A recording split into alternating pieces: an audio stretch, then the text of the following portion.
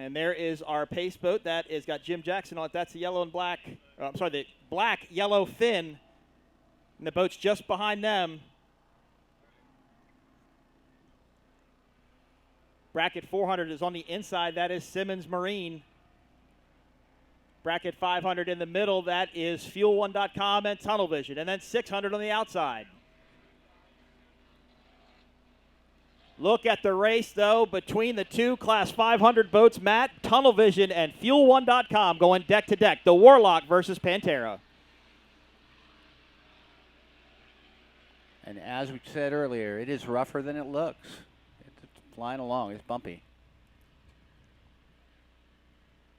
Tunnel Vision's both 579, Mike McLaughlin and Robert Bryant, Simmons Marine, Jake Coons, and Jason Zolecki. You've got Mistress with Jimmy Wessel and Bruce Dudley, all running in the bracket classes. Now, bracket classes, Matt, are limited to their speed. So bracket class 600 is 70 miles an hour. Bracket class 500 is 75 miles an hour, 85 miles an hour for bracket class 400, so on all the way up through the classes, and that's monitored by a GPS inside the boat. As they will head down to turn number 1, Matt. Must maintain their lane going all the way through the corner. So what happens if they break out of that speed, that top speed mark, Mike? There are some different things that happen. Basically, they get disqualified. They get in last place points, but they have to look at who breaks out, how many times they break out. There's a couple different variables. It should be Simmons out to the lead. It was Fuel1.com and Tunnel Vision. They are doing battle still in Class 5. Tunnel Vision on the outside, Fuel1.com on the inside. Oh, big wheelie there by Simmons Marine. Jason stood that boat up pretty high and got it back down. That's a 34-foot Phantom owned by Jim Simmons.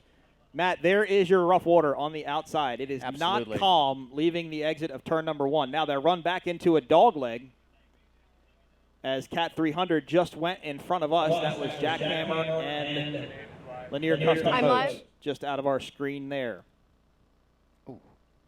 It is definitely a lot rougher out there than people anticipated. I agree with you on that. And they're heading into it.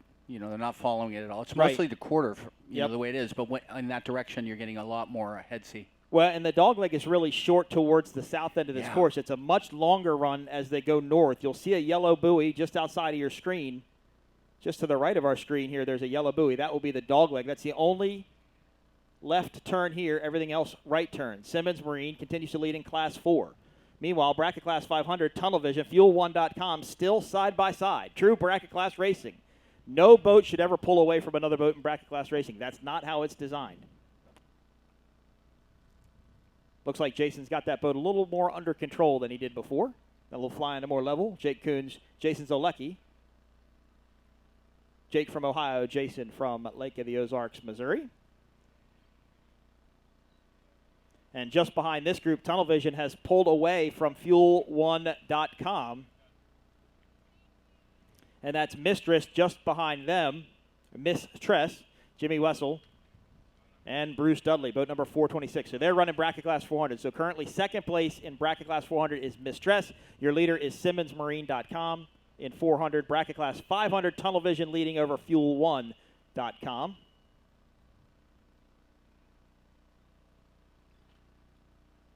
Of course, the Marauders, the father-son team, Offshore Outlaws. What's his nickname again? The Breakout King? No, I don't know about that. That's not nice, but yeah, I think no, it might be, no, he admits it. He publicly admits that's his name. And you know, the hard thing about bracket class racing is you're looking at it. Go ahead, sorry. You can call him anything you want. Just don't call him Mariota. Right, yeah. What did we have that discussion for in the pits this morning? But the throttlemen of these boats are looking at a GPS, a big screen right in front of them, and they are watching how fast they go. For example, if you go 70 miles an hour, you cannot go over 70. Big air there down on the south end of this course. It's really rough through these turns. Big hop there by Simmons, as they are your leaders in Class 4. Tunnel Vision continues to lead in Class 5. Yeah, Matt, it's the turns. It's exiting these turns and entering the turns that are really getting them as far as the rough water is concerned here. Beautiful shot of that 34-foot Phantom. A couple of these boats out there in existence, Matt. as this will complete lap number 1 for bracket class 400 and 500. Just to update everybody, because it's not on their screen, Cat 300 has gone through the dogleg, and now they have turned, run north. Jackhammer just took the lead away from Lanier Custom Boats, but Jackhammer, I could just see the whole deck of the boat, and these boats are really getting some big air out there in the Gulf. As now Miss Tress is doing battle with Fuel1.com. So Simmons leads in bracket class 400, Tunnel Vision bracket class 500. And the Hammerhead team just wanted me to say that it looks like Hammerhead is in front of Tunnel Vision right now. It's an inside joke. The teams will appreciate the inside joke. That's all you have to know. Bracket class 300 comes around and enters the south turn. Matt, you can see the orange Jackhammer boat in the lead over Lanier Custom Boats. Lots of racing action coming to you today. Up next, Matt, bracket class 600 and 700. And who is the dominating team in 600 right now? You got me. It's a boat manufacturer. He's a very happy, jolly-go-lucky guy. You did some bracket class racing. Scott McCormick, Velocity Powerboats. Yes, last class I raced was bracket class 600 with Jim Jackson and Maxed Out Motorsports. Really fun class, 26-foot Joker. As Yabba Dabba Doo comes across the finish line in bracket class 500 to complete lap number 1. Currently running in 3rd. No, I'm sorry, 5th.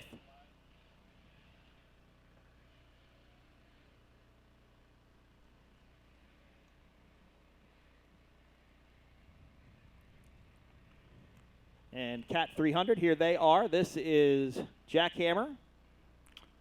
I didn't hear who was running Jack. Oh, no, Connor Langheim and Brad Christopher. So Brad Christopher and Connor Langheim will run the Velocity Class 7 entry Dirt Legal in the next race. I think they've been the most consistent team in that class all season long. They have, and that is that's an Argo catamaran with a skater deck built on top of it, and I believe it just came up for sale a couple of weeks ago. Yes, it did. I literally watched that boat being built. I was living in Palmetto at the time, and I would drop by Manatee Marine, and it was at the time it looked like it was never going to look like anything, and now it's just a really pretty boat. But he is selling it. The Langheims don't keep anything for long, do they? Sometimes they do. They kept their super stock boat for a good while. Lanier Custom Boats currently runs in 2nd place in Cat 300. Now, this is not a bracket class. They can go as fast as they want. They just have minimum tech requirements that they have to meet. There's a Langheim walking up the beach right there. I guess he's not in the bracket class 300 boat. That answers that question. That is Reese Langheim, actually. I saw a picture the other day where he was trying to put on Julian Maldonado's helmet. I think his head still hurts from it. I just like to watch put on a T-shirt. That'd be even fun, too. He'd be like the Hulk. Simmons Marine continues to lead in class 400. Tunnel Vision, class 500. Fuel1.com has dropped way off the pace now in 2nd, so not sure if they're having some sort of mechanical issue. They were running with this front group. Miss Tress is currently running in 2nd place in bracket class 400. Hammerhead currently running in 3rd. As they head to the south end of this course, how many laps in bracket class 400 and 500? I believe it was 4. 4 laps. All right, so we are going to pass the halfway point this time by. So we have 4 laps for all the bracket classes, and, okay. And the only exception in the fleet out there today isn't bracket. It's or fleet out there at the moment is Cat 300. They have 3 laps. So this time by, they will start their 2nd lap as they come around. As there you see Hammerheads on the screen, another Warlock based right out of Sarasota, Florida. Of course, Warlock from your neck of the woods, Matt, the West Coast built boats. Which one? Warlock? Hammerhead, Warlock. Oh, yeah. Down in Southern California. Yep. Fuel 1 team. Fuel 1 team. Okay. I misread it somewhere. We'll get it right. It's nice to see the Fuel 1 team again. Yep. Glad to bring a company like that. Thank you for stopping by, gentlemen. They have a cool display up in the pits. Check out all their materials and products they offer. Fuel 1 team. I apologize. That's all right. You made him smile. Right. We'll get it right. Smiling. Back to the action, Mike. Yep, Simmons continues to lead. Bracket class 400, Tunnel Vision in bracket class 500. There is Mike McLaughlin and Robert Bryant. How long is a tunnel vision V-bottom? Do you know, Mike, off the top of your head? That is a 28. And that's why I think Pantera. Simmons has a distinct advantage with boat length out here. It's rough, you know. Well, I talked to Mike, and he said if it bumps up, that's his type of water. I mean, that's a true deep V hull. I sat in that boat when he first bought it, and my feet dangled like I was sitting in a chair off of the floor. My feet just swung back and forth. Obviously, he's changed that. And there is Yabba Dabba Doo. They are currently running in fourth place in bracket class 500. And the Cat 300 boats are starting to catch up to them. Lanier Custom Boats has got, oh, we have a boat over. Looks like Jackhammer. Over. That is, Jackhammer is over just outside of the dog leg. That will put the race into a red flag situation. We should see red flags come out anytime now. That will stop the race immediately. Anytime there is a boat over and divers are deployed, it will stop the race immediately as Angel One and the medics respond to the scene. Divers are in the water. Divers are in. As we wait to get word. Matt, the last time that the Cat 300 group went through that exact area, the same exact thing happened to Jackhammer. I saw it roll up on its side. I saw the whole deck of the boat. So it's just a really weird condition there as they make that dogleg run back out. But we should be under red flag. No, it's not a direct head sea. It's a bit of a quarter. Yeah. And those are very low-profile boats, low freeboard, catamaran, pack air. And they're probably catching a little bit of whatever breeze is out there pushing this water up. They're probably catching that too. Now it looks like we still have boats running on the south end. So we are looking, yep, there's red flag. All right, so we are under red flag until we get this incident taken care of. Divers are deployed. Of course, Sean Steinert and the rescue team, the Angels of Offshore Power Racing, Matt, if you would. Yeah, they have a very distinct, by-the-book protocol how they handle this. They do. It's a very. They're not guessing at what they're doing. It's a regiment. But all these guys are firemen or EMS. Some are military. Some are veterans. It's a big group of people, but they are absolute professionals at what they do, and you do not want anybody else. Now, we do have to get those divers back in the helicopter before we can restart the race, and I did see both jump. I haven't seen helmets yet. It's hard to tell. But I am looking, and we are far, far, far from that course where they are right now. Yeah. But I do see people on top of the boat from our vantage point, so we will wait to get word from race control. We do have a boat over. It is Jackhammer on the dog leg of the course.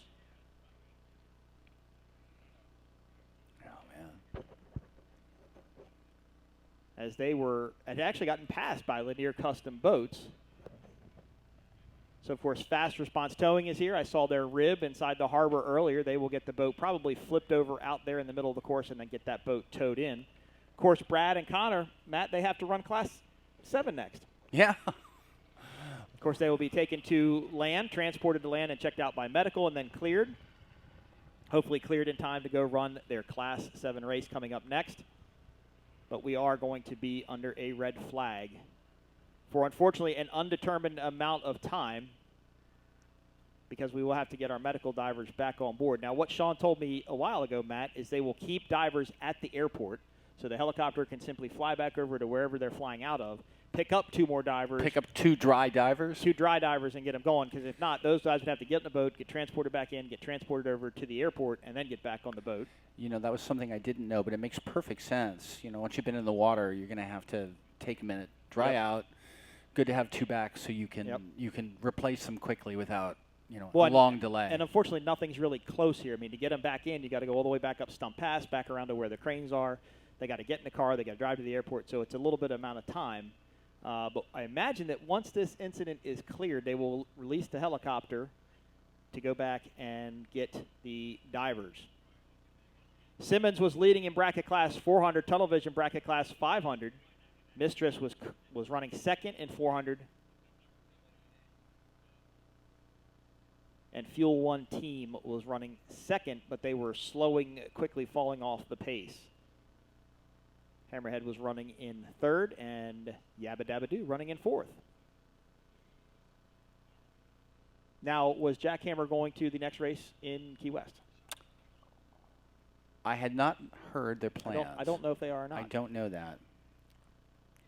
Key West it's going to be very big this year, obviously. Yep. I'm told the rumors out there is bigger than usual, but I try not to worry too much about rumors and see what shows up. Didn't you just write an article about rumors the other day? I did. You did? Yeah. One of those rumors may have come from your co-announcer. Yeah, it's been a busy couple weeks. It has been. All right, so I believe they're out. It looked like I saw everybody on top of the canopy, so I believe that Connor and Brad are out. Of course, this boat is maintained by Manatee Marine, as you said, out of Palmetto, Florida. The Maldonados had a wedding to attend today, so they are not here. Although, unfortunately, probably receiving texts that one of their boats is over. And now this boat, Matt, unfortunately, will need to be re-rigged.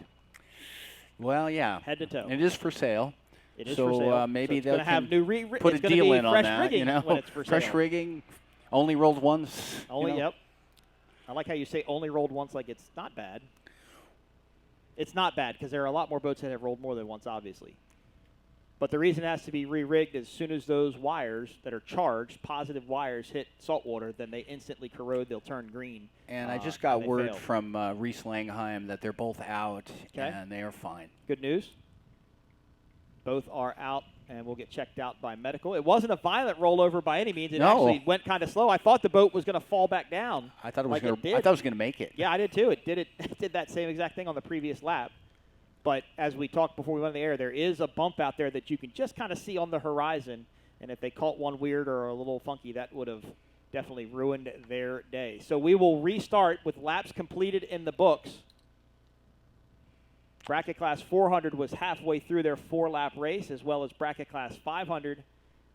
And Cat 300 was going to start their second lap this time by. Thank you for that, Reese Langheim. People were anxious, and we can't see everything from here, so it really helps when we get a report like that. Always appreciate updates. Yes, we do. So that will leave Lanier Custom Boats, the lone boat in Cat 300 out here. So we will see. They'll probably just cruise around at this point. No reason to beat themselves up. They definitely won't be going through that turn very hard anymore. Well, was that their last lap? Were they on their last lap? Or they had one more to go? That was only their first lap. Or that was their second lap. Second lap. That was their second so they had lap. one more full lap to go. Yep. All right, so Angel 1 has not been cleared from the course yet. It looks like the medical boat is now running back into the Stump Pass area, so that will take that team back in to get checked out by medical. They will get cleared and then probably jump right back into their Class 700 boat, dirt legal velocity racing. You know, my colleague Eric Colby just pointed out to me that the leader in rolls in that class this year is not them. There's been 3 rolls by one team in Cat 300. Thought there were only 2 teams. It was the X Insurance boat. Oh. X Insurance statement.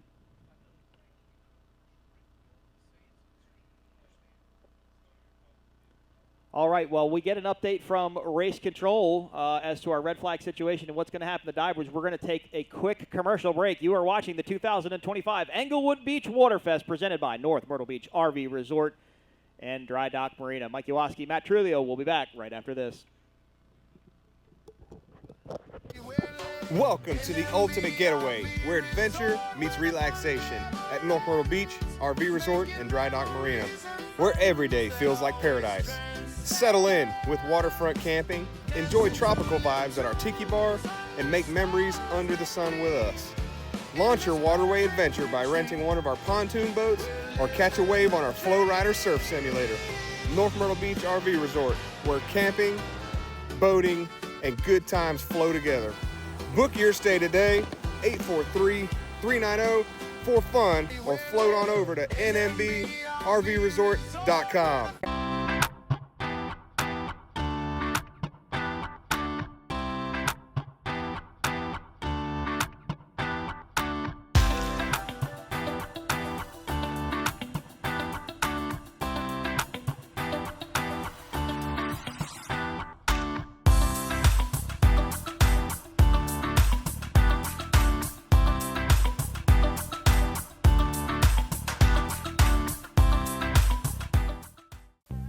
From classic to contemporary, Englewood Glass and Mirror offers a diverse range of window types and styles. Whether you seek functionality or aesthetics, we've got the perfect window for you. Click here to get started.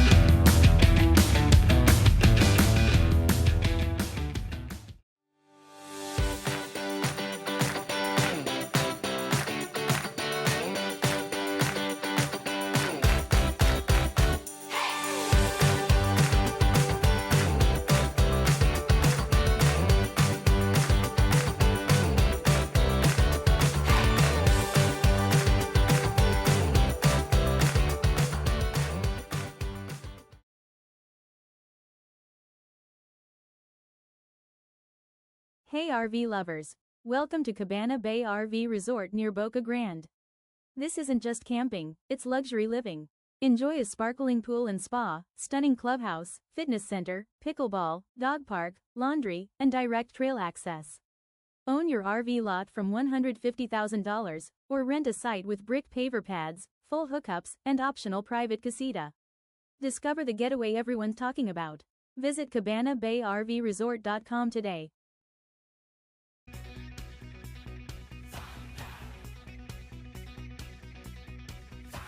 Boat owners, power sports fans, listen up. This is the fuel you've been waiting for. E-Free Street 93 from Fuel One Team is 93 octane, non-ethanol gas with slipstream additive. That means more power, smoother rides, and no ethanol headaches. Keep your engines clean, strong, and ready for anything. Only with Fuel One Team. Looking for the perfect taste of island life? Start your day or wind it down at Lock and Key Restaurant, home of great food, friendly faces, and the famous pull tab happy hour everybody's talking about. Come for the drinks, stay for the laughs, and enjoy those unbeatable Gulf views. Then slide next door to Sandbar and Tiki Grill, where live music, tropical cocktails, and island-inspired bites set the tone for pure Minnesota Key fun. And don't forget, Magnolia's on the Bay and Minnesota Key Marina will both be reopening soon, bringing even more of what you love to the Key. Minnesota Key Group, located on beautiful Minnesota Key, Florida.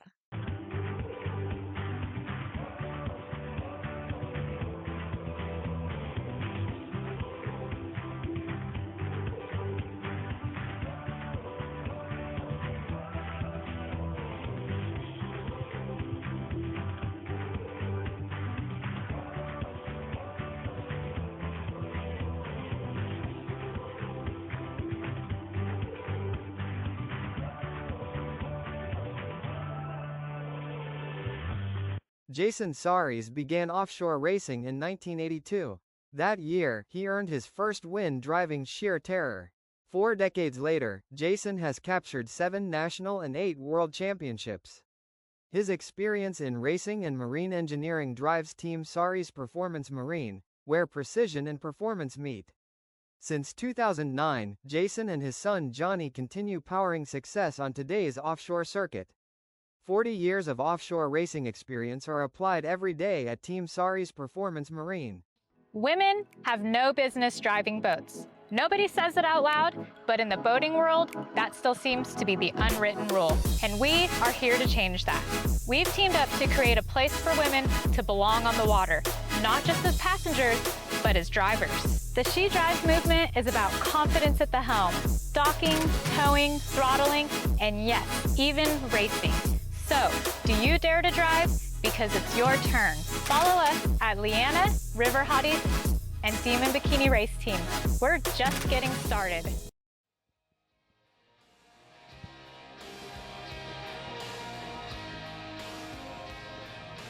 Welcome back to the 2025 Englewood Beach Waterfest presented by North Myrtle Beach RV Resort and Dry Dock Marina. Mike Iwaski, Matt Trulio. We are under a red flag situation as there, Matt, you get a beautiful shot of the beach in Englewood, Florida.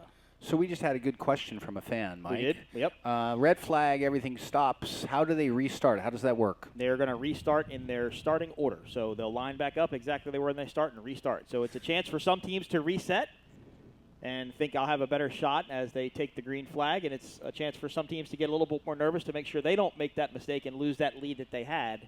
Unfortunately, as I was mentioning, there's really no way to rack them and stack them how they were done, and they finished before. But great shot there at the beach here at Englewood. Of course, the pavilion. We are the little yellow tent down there on the ground. All the boats are parked in the pits right behind us. And Mariah from the BoatFloater.com team said, I love this race site. Everything is right here. And it is right here. It's a fantastic race venue. It's beautiful. They do a great job here. You know, Offshore Powerboat Association came here for years, and they raved about it and went on and on about it. Johnny Saris, a few different people I know from that outfit, and I get it. I truly get it. Now, this race used to happen in November after Key West, which is always a little bit tough because a lot of teams, you know, Key West is a very expensive endeavor for a lot of different teams. So it was hard for some teams to come here, but this was, you know, a great race site. Moved it up to October this year, of course, the aftermath we spoke of last year with the hurricanes. The biggest challenge they've had this year is turtles, because this is turtle season. Yeah, we're still in the thick of turtle season. I think manatee might be fading out a bit, but there are turtles out here, and that's why you have Turtle Watch. Yep, Turtle Watch and the light signs and the fence over here behind us and so on and so forth. So really the only complication that they had, but 42 boats here, just a great turnout for this race. Great block party last night down on Dearborn Street. If you didn't get out there to that was absolutely a phenomenal event. Had a great band, some great food trucks out there. Oh, the vibe was fantastic. It was. It was fun, and I think I'm pretty well on record of saying I really don't enjoy crowds. But I enjoyed that one a lot. I thought it was really fun. They did a great it's never been there before. I was talking to Ray last night, and it's never been downtown like that before. But I guess they were redoing all the sidewalks and the cobblestone, and they had just gotten it done, and that's what they were waiting for to make it happen. So just a great area down there. They had that nice park with the stage and the food trucks and the vendors. Everybody got to really enjoy it. So great time last night. Of course, this is an all-weekend event. We got more racing coming to you live tomorrow as well, as will we reset and do this all over again. So I don't see Angel 1, Matt, so they probably went back to get a diver. In the early schedule, by the way, if you looked at it day before yesterday, even yesterday, it had Mod V racing today. They're not racing today. Nope. I want to make that really clear. They are racing tomorrow, and that'll be their one national championship race, and they have a series of those, but they'll have their one-and-done world championship race tomorrow. Yep. All or nothing tomorrow. All or nothing. 3 boats. And we talked to Mr. Miklos earlier today, who will not be throttling his boat this weekend. Mr. Miklos and Steve Fairman accomplished something no one in the history of offshore racing, I think, has ever accomplished before, which is a double V-bottom barrel roll, and they landed sunny side up. The damage to the boat was absolutely minimal. They had some cracks. Yep. They did fire the engine after landing, which was miraculous to me. I couldn't believe that fired up. Neither one of them, they were banged up. Steve told me he put a lot of orange paint on top of the canopy. I believe so. And he's going to work that out so that doesn't happen again. But, several days later, Steve has some chronic disc issues and neck issues, and he discovered that he wasn't going to be able to go. So he reached out to his friend Britt Lilly. They're both very connected through the extreme connection of Mark Spates and the boats that they both run. They'd always wanted to run together, but that wasn't going to work out. So the next best thing happened. Britt Lilly is running with Steve's longtime driver, Steve Fairman, and it's great to see Britt Lilly, hurricane of awesomeness, back in a Mod V. Mod V, yeah. His got to feel like a go-kart for him, though. His famous class, right? Well, the last time that boat was throttled by somebody else was Lake of the Ozarks, Missouri. I don't remember the year, but Kevin Smith stepped into the throttle seat of that boat in Lake of the Ozarks one year. That was a couple of years ago, I want to say. Of course, Kevin Smith and Britt Lilly were the Hurricane of Awesomeness Revex Oil team. Of course, now Britt has stepped up to be, he's just MF and Britt Lilly. What else can you say? And on a trivial side note, though not to him, Kevin Smith just got married. He did, yep. And neither one of us were invited, which I kind of expected. I kind of thought about that a little bit as I was seeing it on Facebook. I like Kevin. I don't know him that well. I love Kevin to death. Kevin and Shelley, 2 great people. Congratulations to them. Kevin, I'm sure, will be watching later to see how his little buddy Britt does in El Bandito Tequila coming out in Mod V. Not later today. I'm sorry, tomorrow, right? Like you said, not racing. So the boats have made their way back down to the south end of the course. The Manatee Watch is still up. The helicopter has gone back to the airport. They will pick up 2 more scuba divers and come back out and get this race restarted. Conditions have not changed at all. No, not at all. No. Wind still coming out of the northwest. Got a little bit of a bump here as the crowds start to fill in here on the beach for the Englewood Waterfest. All right, Angel 1 is back up in the air. So they must have an LZ pretty close by to pick up those divers. So they will go back down and hook up with the fleet, and we will restart this race. Bracket classes 400, 500, and Cat 300 minus 1 boat so far, and that's Jackhammer, who went over halfway through their race. Connor Langheim and Brad Christopher both okay. And I believe we're looking at 1 lap or 1.5 lap for the 1 lap for the factory classes. I mean the bracket classes. Yep. And then a lap and a half if it is for the I think so. Yep. Cat 300 boat. Right. He'll have to complete. Yep. SimmonsMarine.com was leading in bracket class 400. Miss Tress was running in second. And I believe boat number 407, Team UK, was running in third. Mm-hmm. Bracket class 500 saw Tunnel Vision in the lead. Fuel One Team was in second. And Hammerheads was in third place in bracket class 500. And of course, Cat 300 was a Lanier Custom Boats Jackhammer battle until, as we mentioned earlier, Jackhammer went over. Both are okay. And we'll see Reese Langheim pull double duty today. When's the last time he pulled double duty? Has he ever pulled double duty? I don't know. I don't know, but I'm leaning toward a no. I'm running with Jeremy Tashada in Wozencraft and in Jackhammer, the factory stock boat and the super stock boat. And today, that's going to be, if it stays like this, that's going to beat anybody up today, because I think, as you mentioned earlier, it's deceivingly rough out there. The Killdalls told me this was supposed to happen tomorrow, but it happened today. And I think Ray said there was a cold front that was coming through, I think, last night. There were a lot of storms out over the Gulf that I could see while driving down here. So maybe this is that cold front that came through, but I'll take the clouds. I'm okay with it. You know, I believe we made a mistake earlier. We called the rescue divers scuba divers, and that is incorrect. And this is why we have our fans and our contributors and colleagues letting us know when we occasionally make an error. So they are rescue divers. That's the proper term for them.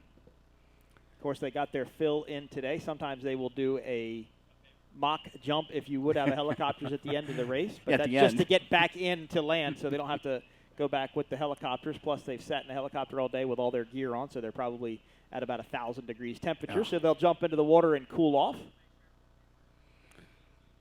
Enjoying the beautiful day here. Fans are starting to fill in here on the beach as we are going to get ready to go racing here. First race of the day. Now, our second race was supposed to start at 11:30. Obviously, that's just about now. Not going to happen. I think that's going to probably be about an hour behind schedule. At 12:15, we were going to have a refuel for the helicopter. So, obviously, that is going to be delayed. Might actually have to refuel between now this race and the next race, just based upon how long the helicopter's been up. But we will get confirmation from race control a little bit later as to how our schedule will lay out. They'll try and compact everything up and tighten everything up to get this all in today as our Coast Guard permit. I don't know what time the Coast Guard permit expires here. It's usually 5 or 6 o'clock. I think we have plenty of daylight to get it all done. Oh, totally. Yeah, for sure. Just a little delay. But it's a long, hard road for – it's a long, hard idle back into Stump Pass. So you've really got to get those boats out here. Mm-hmm. To get these races going quickly. Pace so boats, they've got to be started. Yeah, or pace boats have to clear, go back in, get them, and bring them out because it is a long way. I've run a boat here a couple times, so I know how far of a run it is. All right, we are still waiting for boats to get back up on plane on the south or north end of this course. Bracket classes 400, 500, and Cat 300. Up next is going to be bracket classes 600 and 700. 4 boats in bracket class 600 here. Team First Responders, Team Velocity Powerboats, Cigar Monster Ultimate Boat Racing, Experience, and Synergy Mike's Marine Care, boat number 602. 3 of the Ultimate Boat Racing Experience boats and 1 Velocity with Scott McCormick on board. So that'll be bracket class 600. That'll be the next race. Then we will have bracket class 200 and factory stock. I was told this morning by Britt Lilly that El Bandito Tequila, which is the Mod V entry, is going to run in bracket class 200, just to actually not so that, believe it or not, so they could test a little bit. Oh, my. They didn't get to run. Britt actually got in later than I did from Maryland last night, and they were unable to test. So they're just going to go out, run some laps in the boat, learn each other, learn the boat, and then get ready to race tomorrow. Remember, it's all on the line for the championship tomorrow here in Englewood, Florida. You and I both know Britt pretty well. I'm thinking he misses these small boats or smaller boats. Too. He's running Class 1 boat. He's running a Super Cat, but now he's just super excited about running these, what are now for him, small boats. I think so. It takes him back to his roots. It's where he got started. I actually worked for LSB when he bought the original Hurricane of Awesomeness, which was the old pig iron extreme hull, which is now framed, of course, which suffered a rollover in Clearwater a couple weeks ago. It's back now at LSB to get repaired. Or no, it didn't roll over. I'm sorry, the bottom blew out of it, and it sunk. It didn't roll over. The bottom blew out of it, and it sunk. And they think they actually had that damage happen in Sheboygan, Wisconsin, up on Lake Michigan, because it was extraordinarily rough there. Did some damage to the boat, and then it just continued to come apart eventually until the boat went down. Well, and he added something else to his repertoire. Britt Lilly is now an accomplished Mod V class boat builder. He is. Yep. People like his boats. People want his boats. Yeah. Well, North Myrtle Beach RV and Resort, which you will see race tomorrow in Mod V, they have a new one. The deck is out of the mold. The hull is in the mold, and he's building the stringers and everything to go inside of that. So they're going to have a brand new boat coming. Or no, I'm sorry, boatfloater.com. North Myrtle Beach RV Resort has the new one. Boatfloater.com has a new one that will be coming out in the 2026 season. Well, now I have to. The newest one. I have to fulfill a promise. I promised the guys last night from North Myrtle Beach that I would say this out loud. I think it's the prettiest boat on the race course. The Red Rocket? Yes, the Red Rocket. The Red I'm Rocket. not talking about just the class. Look, I'm talking about every boat on the race course. He's watching what we're saying about him right now. Look at it. He's standing there. Absolutely beautiful boat. It is a cool boat. All right, so we are up and running, coming now, headed south on the course. Bracket classes 500, 400, and Cat 300 going racing again. As Rooster Tails are up, here we go. I believe we are going racing. As we get a first look at our drone shot, give you a good shot of the start group there. So we are going to go in the order that we finish, or we're going to restart, re-rack them, and restart. So Simmons is going to be on the inside. There's Mistress. Revs are up. Rooster Tails are up. We're going racing one more time here in Englewood. Much better start for Mistress. There is tunnel vision. From this perspective, that start looked perfect. Yep, it did. Fuel 1 team, bracket class 500, currently running in second. Much better start for Hammerhead, Matt, the Warlock. Oh, yeah. Now running up with the lead pack. So Simmons leading in bracket class 400.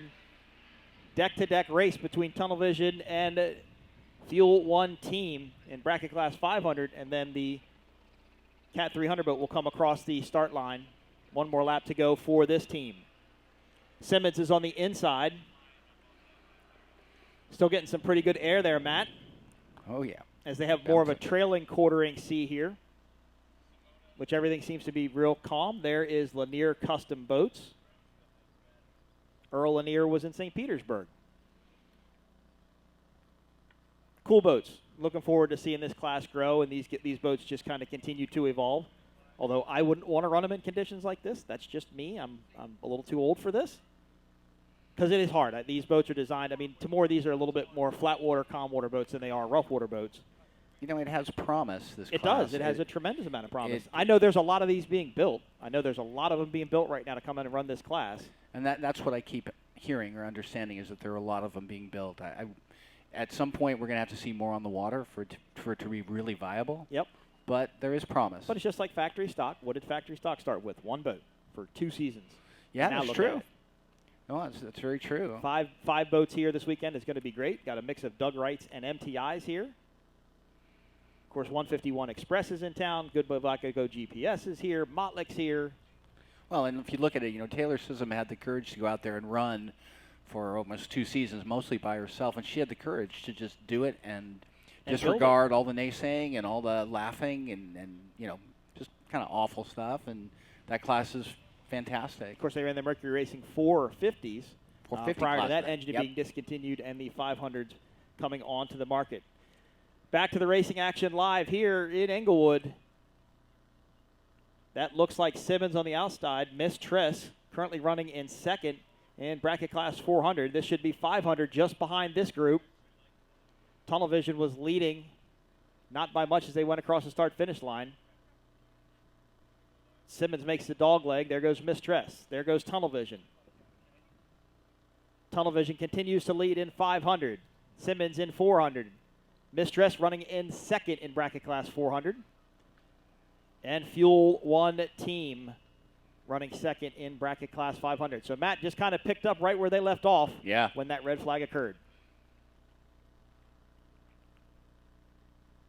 This should start the last lap for both 400 and 500 this time by. Should get white flag. Matt, how do they count laps in race boats? Oh, with tape. Tape. Just like they used to do they still do it in stock cars? I don't know. I think so. You just put tape on the dash, you complete a lap, you pull off a piece of tape. It's inexact. Mistakes have been made, but it worked better than pretty much anything else using your fingers. It's really the only way to do it. A lot of these teams do have spotters on land that will count laps for them if they can. But Simmons doesn't have spotters on land. I don't believe Tunnel Vision has. A lot of these open cockpit teams, the bracket class open cockpit teams, don't always have spotters on land counting for them. So as Matt said, just a piece of tape with a 1, 2, a 3, and a 4. And you reach up and you peel it off, and then it sticks to your finger, and then it falls back on the dash, and then you look at it and say, did I pull that or did I not pull that? Are we doing too many? Did we not do enough? Well, we'll just run extra one to be safe. All right, Simmons Marine continues to lead in bracket class 400. Miss Triss was in second. As we look away from our broadcast booth, Matt, a lot of air down there. Some big flyers on that turn. Yeah, there are a lot of holes. And that's actually, Matt, on the shot there with the drone, that's a really good view of how rough it is. As there you see Simmons, they are your leaders, kind of pulled away from the rest of the group. Now, of course, all these results will be unofficial until the GPSs are read. Tom Richard will be waiting at the crane area. He will take the GPS out of the boat, plug it into his computer. These teams do not get to see what that GPS read. They only get to see what is on their dash. White flag for bracket class 400. Simmons out to a good lead, but again, may not have won. I wouldn't count it as a win until you get your GPS read. But now the battle. Matt, what happened to bracket class 500? Fuel One Team dropped way off the pace, but now they are one rooster tail length behind Tunnel Vision. And this is tricky in bracket class racing, Matt. This can lead to breakouts very, very easily because you get in the heat of battle if you would, and you think, oh, my boat could go just a little faster. Exactly what I was wondering. Faster. There's a lot of it. There's a lot of catching up here. So is somebody breaking out? Yep. And if they break out, they will be disqualified. So the boats that's currently in third, Jackhammer, they need to really be consistent on their number. They do not want to break out because if the two lead boats break out doing that deck-to-deck battle, then that could move Jackhammer up to first. Yabba Dabba Doo would then become up in second, and it would really mix the results up. Brian Unger and J.D. Vines in Yabba Dabba Doo getting ready to go around the 400 entry.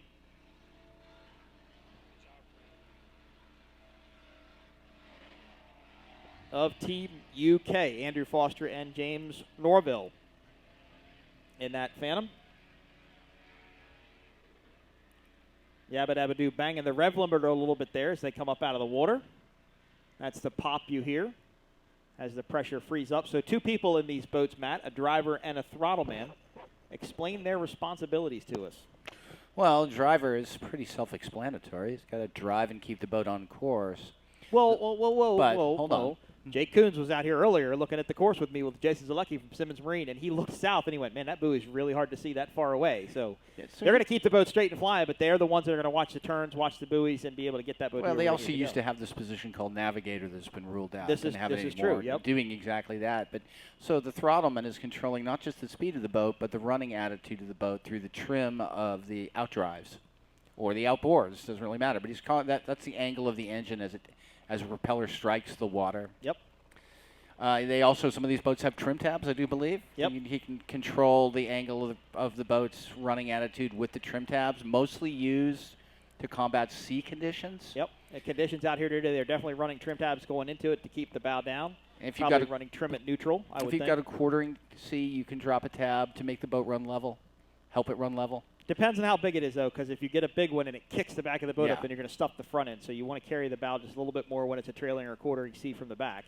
Simmons Marine exit the dog leg. They have checked out from Mistress, currently running in second place.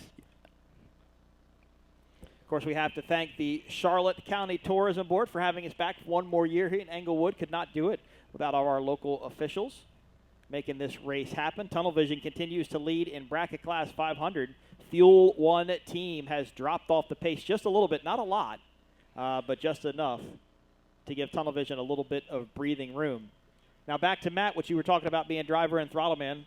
All the happily married couples that are watching this boat race, if you want to know how hard it is to drive and throttle, to do individual roles, just get in your car driving home and let the husband step on the gas and you turn the steering wheel and tell me if you make it. Well, just to consider the fights that happen on launch ramps when either husband or wife has to back in the rig and the other person has to put the boat on the rig. I mean, I know people who spend Sundays with their lawn chairs and a cooler of beer just to watch it. Yep. A lot of people make YouTube videos off of that stuff now, too. Yeah. Simmons Marine comes through the final turn here in Englewood as we look at Lanier Custom Boats. They are slowing and turning in, so I believe their races probably should be done at this point as SimmonsMarine.com exits the turn, and they will come down this short straightaway one more time and will take the unofficial win in bracket class 400. The 34-foot Phantom, Jason Zolecki and Jake Coons. Jim Simmons electing not to race this year, Matt. Yeah, I think maybe he'd had enough for a little while. It's good to take a break. Yep.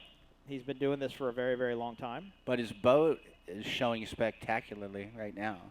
Jason has a lot of experience in this boat, been racing with Jim for a long time. There is the checkered flag. SimmonsMarine.com takes the unofficial win in bracket class 400. Let's see what comes up behind them. It is Mistress.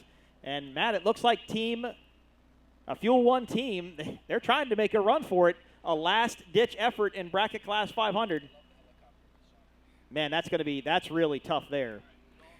I mean, he caught him, but you've just got to wonder, what's the GPS going to say? That's going to tell the story of this race. Right now, I'll give it to Tunnel Vision taking the unofficial win in 500. Fuel One team coming across the line in second. Mistress coming across the line in second in bracket class 400.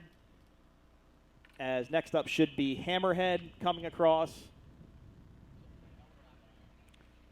Well, you've done this kind of racing, Mike. I'm sorry? You've done this kind of racing. Yep. You know how hard it is to maintain your calm and not let your adrenaline overtake you and break out. I frequently tell a story about a race out in Lake of the Ozarks, Missouri, but I started hearing too much stuff about telling that story, so therefore I don't tell it anymore. But was involved in a battle with some teams, and unfortunately we broke out because we just got kind of caught in the moment.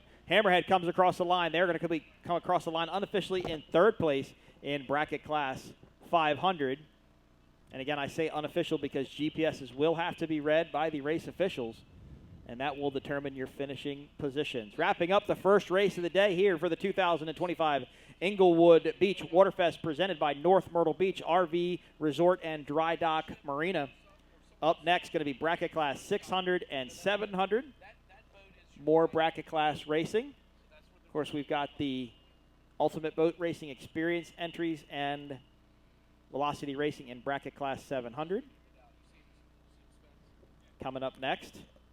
And then after that, we get bracket class 200. 2 boats in that class, but only really 1 boat if you would. And then factory stock going to run there as well. As we wrap up the first race of the day, Matt, what did you take away from this one? Well, first and foremost, it got rough. It's rougher than they expected it to be. Yep. And that bit one team, unfortunately, but they're okay from what we have heard. It looked like Simmons, assuming they don't break out, had the perfect setup for the race. They also had the perfect boat. It's a big boat. Jason's pretty spot on with not breaking out. He very self-controlled on the throttles. Really doesn't push himself too far. As we look at Yabba Dabba Doo, they are our last boat on the course. Team UK, boat number 407, did go out with a mechanical issue, so we will not see them come back by. My other takeaway is the safety team did its job. If they don't do their job, perfectly, bad things happen. Exactly. And they did their job, and without them, the sport doesn't exist. So they did a perfect job. So hats off, guys. All right, well, these boats will head back in. I think the pace boats have already gone back to get the next group, so I believe Angel 1 is going to stay up in the air. So we will go take a quick commercial break.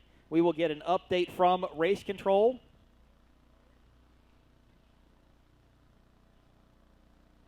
We will get an update from race control as to what we're going to do for the next start. Hopefully the race boats are on their way out. You are watching the 2025 Englewood Beach Waterfest presented by North Myrtle Beach RV Resort and Dry Dock Marina. Mike Yawoski, Matt Trulio will be back right after this. Oh, yeah.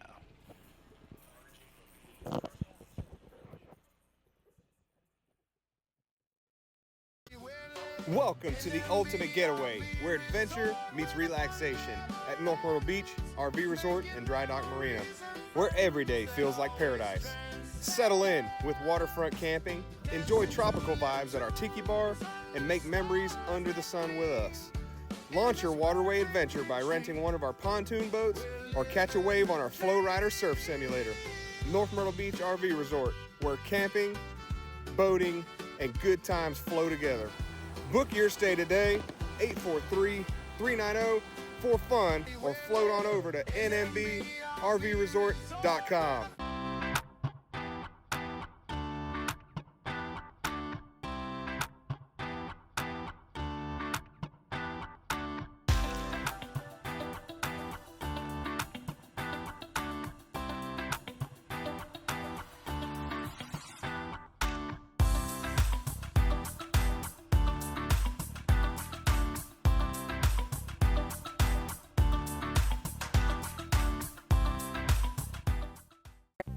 From classic to contemporary, Englewood Glass and Mirror offers a diverse range of window types and styles. Whether you seek functionality or aesthetics, we've got the perfect window for you.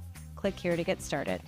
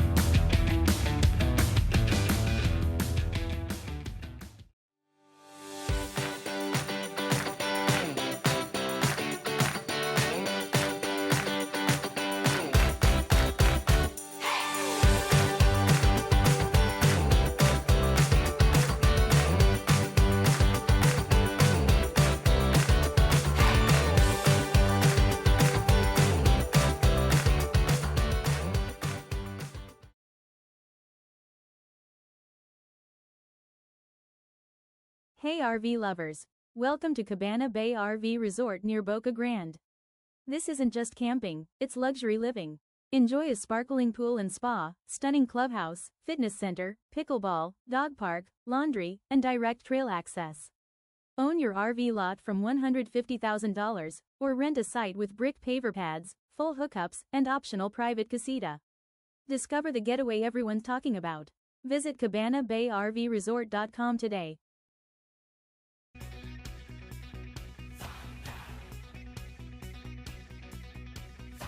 Boat owners, power sports fans, listen up.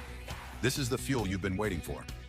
E-Free Street 93 from Fuel One Team is 93 octane, non-ethanol gas with slipstream additive. That means more power, smoother rides, and no ethanol headaches. Keep your engines clean, strong, and ready for anything. Only with Fuel One Team. Looking for the perfect taste of island life? Start your day or wind it down at Lock and Key Restaurant, home of great food, friendly faces, and the famous pull tab happy hour everybody's talking about. Come for the drinks, stay for the laughs, and enjoy those unbeatable Gulf views. Then slide next door to Sandbar and Tiki Grill, where live music, tropical cocktails, and island inspired bites set the tone for pure Minnesota Key fun. And don't forget, Magnolia's on the Bay and Minnesota Key Marina will both be reopening soon, bringing even more of what you love to the Key. Minnesota Key Group, located on beautiful Minnesota Key, Florida.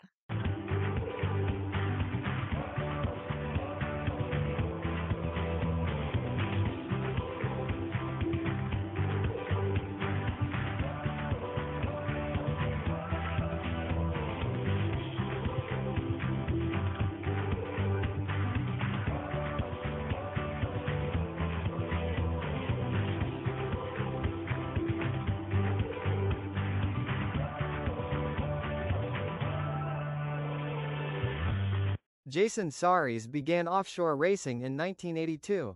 That year, he earned his first win driving Sheer Terror. 4 decades later, Jason has captured 7 national and 8 world championships. His experience in racing and marine engineering drives Team Saris Performance Marine, where precision and performance meet. Since 2009, Jason and his son Johnny continue powering success on today's offshore circuit. 40 years of offshore racing experience are applied every day at Team Saris Performance Marine.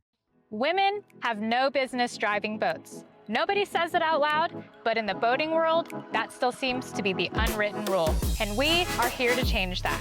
We've teamed up to create a place for women to belong on the water, not just as passengers, but as drivers. The She Drives movement is about confidence at the helm, docking, towing, throttling, and yes, even racing. So, do you dare to drive?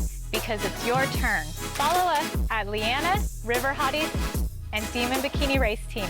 We're just getting started. Welcome back, ladies and gentlemen. 2025 Englewood Beach Waterfest, presented by North Myrtle Beach RV Resort and Dry Dock Marina. Thank you to the Charlotte County Tourism Board and the entire Waterfest staff for a great weekend here. Race number 1 in the books, Matt Trulio. Some mild excitement happening during that one, but you did just get confirmation. What's happening? Yep, everybody's okay. Everybody's okay. just fine. And Connor and Brad are going to be out in Bracket Class 700, which will be coming up next with Bracket Class 600. Bracket Class 600 limited to 70 miles an hour. Bracket Class 700 limited to 70 miles per hour. Bracket Class 700, about 22 feet in length, single outboard power. Most of them run the Mercury Racing 300 horsepower. There might be still a two-stroke 280 left in there, but I think most of them are up to the 300s now. And, you know, if the last race looked lumpy for the other classes, Bracket 700 is going to show how lumpy it really is. Yep. Those boys are going to be in the air for part of the time anyway. True grit racing with Bracket Class 700. Of course, in Bracket Class 600, you've got Velocity Powerboats boat number 611, and then you've got the Ultimate Boat Racing Experience entries, 4 boats total, 3 of those being those canopied Manifelt designed. But and those boats will also, those things that you look at and you think those are wings, they're not. They have no purpose in terms of aerodynamics, but they do provide some balance for the boat. But those boats are small and light, and they have been known to catch pretty good air too. They have been. I once ran one with the great Bob Teague, and we decided to become a submarine in one. Came through a swell and out the back and kept on running. So there is a funny story about those boats. I forget what year it was, but Chris Rendell, the late Chris Rendell, tried to do the electric boat speed record down here with one of those boats with an electric motor in it, and I drove it, and Marcus Stackpool throttled it. And we towed it all the way out and got it up on plane. I don't remember what happened. I think there was a short or something inside of it. We weren't able to make it happen, so they went back out and came and tried the next day. And I think that boat had a mechanical failure or something. But it was a pretty cool design when it happened, but unfortunately just couldn't get the bugs worked out of it. We've got those boats here today. Boat number 603, that's going to be Ultimate Boat Racing Experience. CigarMonster.com. That's going to have Kevin Stackpool and Rob Goodwin in it. And then we have boat number, that was 603. Then you've got Synergy, Mike's Marine Care. That's going to be number 602. And then Team First Responders. That's going to be boat number 609. Charles Widener and Robert Partridge on board there. Boat number 603, Kevin Stackpool and Robert Goodwin. And then boat number 602, Mike Ryan and Marcus Stackpool. And then Team Velocity in bracket class 600, Scott McCormick and Bob Spitlutsky. A lot of experience with that team. Yeah, it should be a good race, that one. Yep. The 600, three or four entries? Yep. 4 entries. It's funny how the bracket classes cycle during the years. You know, sometime one year you may have a really healthy bracket 500 year where you're 5-6 teams. Bracket 600 seems to be pulling quite a few racers these days. When I raced in 2013 and 14, or 14 and 15 in bracket class 600, 12 boats every single weekend. Pete Bowden, your official photographer for Speed on the Water this weekend here in Englewood, took one of the best pictures of a start. I believe that was in Port Huron, of all of us, almost dead lined up going to the St. Clair River in Port Huron, Michigan. That was a great start in bracket class 600. And, of course, bracket class 700, as I mentioned, Matt, that is entry-level boat racing at its finest. That class was designed, I guess it's 2000. That class is going to be 15 years old now. Yeah. 14 or 15 years old, was designed to be entry-level. It's also very strong in terms of numbers. It's not as strong as it was, say, a few years ago when it seemed like we had 10 at every race, it felt like. But it's still very strong, and it serves such a great purpose. And I think if you can race a bracket 700 class boat and do well, you're going to learn a lot, and you're going to be conditioned just because you've been beaten up so much to get into a bigger boat and go into bigger water. Exactly. And they're, like I said, 22 feet in length. I mean, it's honestly, it's probably the only class where you can go buy a boat that's parked on the side of the road up the street.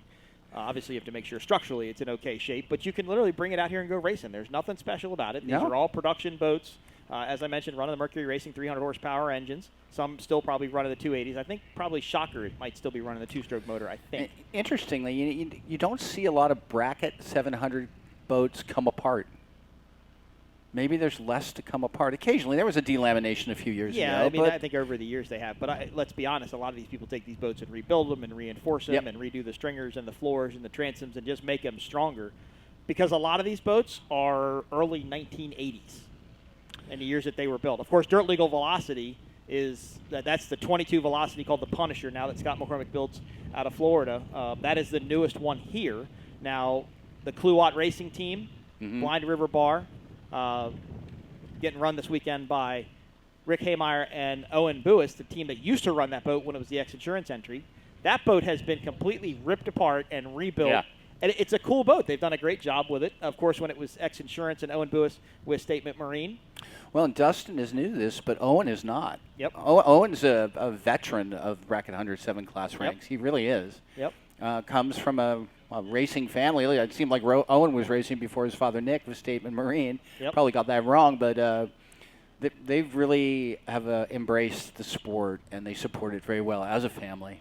Yep. And it's good to see them out there. It is, 110%. Now, with this Ultimate Boat Racing experience, these 3 boats, believe it or not, you can actually rent the driver's seat in these entries. Go to ultimateboatracingexperience.com and get information about doing that, and you can come out and dip your toe in the boat racing world. And, Matt, I've known quite a few people that have done that as well, and that has led to people building their own race teams, and going racing. So that is a cool way to get your foot wet. You don't have to make that monetary investment of buying a $60,000 race boat and then spending probably pretty easily $100,000 a year to go racing just in bracket class 600. Oh, absolutely. Just because you love running your high performance boat, regardless of what kind of boat it is, it does not necessarily mean you're going to love racing. Right. It's a different animal. A lot of guys like riding dirt bikes, but they don't like racing them. It's a different mindset when you're running 70 miles an hour next to somebody that you could reach out and touch in a fiberglass weapon. Yeah. And I've been in a ton of situations like that. I raced in Key West one year. I think it was Sean Steiner was a medical diver at that race, and I remember hitting a wave on the outside going between turn number 1 and turn number 2 and turn number 3, going towards Fort Zachary Taylor, and hit a wave and got thrown up on the dash of the boat. So it's not an easy thing to do, and it takes a mentality of being able to risk it all to go out there and to win. Obviously, you want to go home safe, but you're there to win, and you put that helmet on, you strap in. That's the number one goal. Well, you probably know this, as long as we're talking trivia. I mean, probably the most famous motocross, supercross racer to now make his living exclusively, and has for several years, in the high-performance marine industry. Mark Morris. Really? Now, back in the day when he was racing, he was Mark Mercury Morris. Okay. Mark has been broken in more places than a pretzel, and he is arguably, well, not arguably, he is one of the most talented boat painters in the entire high-performance community. He might be the most talented. People will argue, but for my money, Mark's just incredible. He's also a great guy, and but he told me a story once about missing a triple, where that was the first time he broke his arm pretty much off his body. So yeah, it's like any other sport. The recreational stuff is fine. When you start racing, it's just a different level. Now, I think we are waiting for the bracket class 600 of Velocity Racing to get out there. They just went in front of our broadcast booth. They are headed north to get in with this group, so they may have a delay coming off the dock. They're just now getting into the mill. So I imagine that once they are with the other class 600 boats, they will start immediately, and Jim Jackson will get that group going. They'll bring them up. First start's going to be bracket class 600. Second start will be bracket class 600. Second race of the day for the 2025 Englewood Beach Waterfest. Beautiful day. Matt, the beach is starting to fill in nicely here, especially when we look south. And I understand from someone who just walked from the other end of the beach that it's even more full as we go oh, wow, north. yeah. Then you look up there, yeah. It's really packed. And there's 1,000+ people out here. And it'll be busier tomorrow. As the day goes on. Sun's starting to come out. Temperature's starting to go up. Still got that breeze. Although when I look out over the water, I don't see that swell that we saw pushing up before. Although no, I the don't either. start-finish boat is bobbing around a little bit, so I think it still might be there. But a beautiful day to go boat racing. This is race number 2. Got race number 3 coming up after this bracket class 200 and factory stock. Factory stock will be our first large catamaran class of the weekend. Running the Mercury Racing 500R outboards. Lots of information to talk about with that class with MTIs and Doug Wrights. Of course, you talked to the Good Boy Vodka Go GPS team earlier today. Yes, we did. Interestingly, the start-finish boat is owned by a guy named Simon Williams. Okay. And Simon of Go GPS, he owns he is Go GPS. Cortez Cove Fountain Racing. Okay. He's a co-owner in the Go GPS Good Boy Vodka Factory Stock Doug Wright. Okay. He's definitely taken a shine to offshore racing. He was even the title sponsor of the Cows Torquay Cows race this year. I always say that wrong. You know that. Every time I say it on air, I say it wrong. How do you say it? I don't know. I'm not even going to say it because it's wrong. Well, then I'll help you. That's fine. That's why you're here. All right, boats are coming up on a plane. The north end of the course. This is going to be bracket class 600 taking the first start. Team Velocity looks like they're going to be on the inside. And then all of the Ultimate Boat Racing experiences are going to be outside of that. Boats are up and moving. Let's see if we can get a green flag. As there we are. There's Velocity on the inside. Check. And we are going green flag racing, bracket class 600. Let's see if 611 Velocity can pick up right where they left off.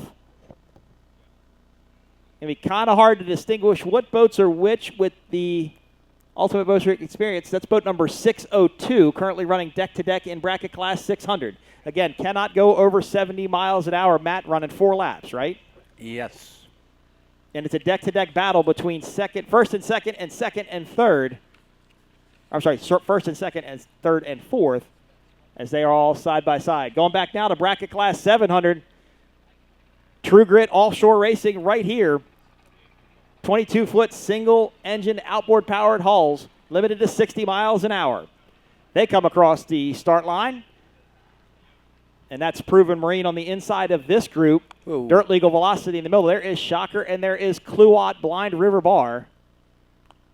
And look at the air these boats are getting. Taking some big hops as they come across. Hard to believe how quiet those outboards are now these days, isn't it? But I think the 15-foot midsections for the 300s are going to make them a little bit louder, I thought. Yeah, probably. All right. So Proven Marine was in the lead. Dirt Legal Velocity was in second. Shocker was in third, but they were all pretty much deck to deck going down into this first turn. Need to maintain their lane through this corner.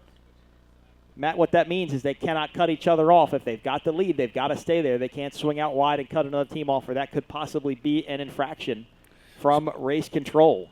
On infractions, is there any tolerance for breakouts, Mike? There used to be a 3-second rule for breaking out, but that went away, and they went to a zero tolerance policy this year, which has been met with heavy criticism as people try and get used to doing it. And the reason it's difficult, right, there's two ways to look at it. The way that I look at it is you have spikes in GPS. Your GPS can spike in speed while it's trying to connect to satellites or get signals, and that can cause you to go above your bracketed speed, and it's not your fault, right? Now, if that boat comes out of the water and lands on the backside of a wave and accelerates going down the backside of a wave and you break out, that's your fault. Because you probably should have kept it a little bit more maintained, just trying not to accelerate going down the backside of the wave. That's why when we race in St. Clair, Michigan, there's a 7-mile-an-hour river current running downriver all the time. When you go around the turn and run down the river, you have to think about that 7-mile-an-hour current because you pick it up. You pick up 7 miles an hour as you run south on the St. Clair River. The same thing has to be thought about here. So this is Team Velocity. They are leading in bracket class 600. Bob Spitlusky and Scott McCormick. Scott McCormick's such a nice guy. He really is. Of course, I think he's built some checkmates now finally. He's the owner of Velocity Powerboats. And Checkmate Powerboats. Checkmate Powerboats now. Recently acquired just a few months ago. It's an interesting combination of brands. But it fits. Look, it fits a model, right? It fits a niche. I think that the guys that are going from the smaller like Hydro Streams or smaller Checkmates that don't have hundreds of thousands of dollars can get into a Velocity or a Checkmate and get a quality boat. Scott builds a good boat. He's got a good following. Always got new ideas cooking in his head. Oh, I definitely understand the positioning. I think it was not that it matters, but I did think it was a pretty savvy move. I think so. Let's see what we can do with it. And he's not really following the center console vibe. No. Velocity is toying with building one. I think there might be one or two out there that are built, but he's really staying with the sport boat model and getting the Mercury Racing outboard powered engines on them. He's got a couple out there now, and they're great running boats. Yeah, they will still build a center console for you, but they were really just testing the waters. Yep. I think they really did want to stick with their core business, which is the closed deck, smaller V-bottoms. But, go up to 40 foot with the Velocity if you want, or 39 feet. All right, bracket class 600 now coming around the dog leg. It looks like Dirt Legal Velocity is in the lead. I believe that's Proven Marine to the inside there. They are 1 and 2 in class 7. Just behind them, it was Kluot Racing Blind River Bar with Rick and Owen, the fill-in team this weekend. They're tight. They are very tight. Of course, 70 miles an hour, your speed, or 60 miles an hour, your speed bracket in this class. Proven Marine got Greg Blutter and Craig Childerton in boat number 746, Proven Marine. And just behind them, it should be Kluot Racing Blind River Bar and Shocker, your top 4 in bracket class 700. South side of the course, bracket class 600 now comes around the turn. And Team Velocity looks like they continue to lead. Big air there, Matt, on the back end of this course. We knew Class 7 was definitely going to feel these larger waves here in the beautiful waters of Florida. All right, bracket class 600, boat number 611, the Velocity comes by. This will complete lap number 2 of 4, halfway point for this race. Matt, such a good-looking 26-foot Velocity. Oh, yeah. Of course, boat's really known for Factory 1 racing. I think Scott just posted a picture on Facebook of how he was involved with the races back in the 90s or something. It's kind of a cool story. Scott's been around for a long time. A lot of people probably don't realize that. Boat number 60, I believe that's 602, continues to lead is currently in second in bracket class 600. We apologize if we say the number wrong, Matt. A little hard to see from our vantage point and on our screen. As Velocity continues to lead in bracket class 600, halfway through their race. And bracket class 700 now exits the north turn. There is boat number 609. They are currently running in 4th. That is Team First Responders. As the 600 class runs north. Back now to bracket 700, Matt. Looks like Dirt Legal Velocity. They have kind of stretched out the lead a little bit over Proven Marine. So, Matt, what are Connor and Brad thinking? Just had that rollover in Cat 300, just a one race ago, and now we're out leading? Stay dry. Right. No. And now they're in an open boat versus a canopy boat, so it's a completely different world. I have to say that the bracket 700 boats are surprising me a little because they are flying, but they're running very level. They seem absolutely in control. dialed into the water. They are. The only place that they're really not in control is kind of on the outside of this course as they go around the dog leg. That's really where they're starting to get the most amount of air. Proven Marine currently running in second. That is Team Velocity Dirt Legal. Of course, Dirt Legal, a company that can help get your side-by-side vehicles registered legally, titled and tagged. That's Dirt Legal. The things you learn. I had no idea what Dirt Legal did. I'm sure it's much more detailed than that, but that's a general overview you know what, of that's the as much process. as I want to know. So bracket class 600 now comes back into the dog leg, the only left-hand turn on this 5-mile course. Team Velocity was leading over, I believe it was boat 602, but we will check to confirm. As you see a beautiful shot there of the beach starting to fill in even more and more as racing goes on here for the 2025 Englewood Beach Waterfest, presented by North Myrtle Beach RV Resort and Dry Dock Marina. You will see that boat race tomorrow in Mod V. Yeah, look at the screen there, Matt. Look at the air that the Velocity is getting on the outside leg of that course. They are really... They're not getting a lot of air. I mean, they're not throwing it all over the place, but every once in a while, just like that, they hit a pretty big hole. As soon as you said that, it took flight.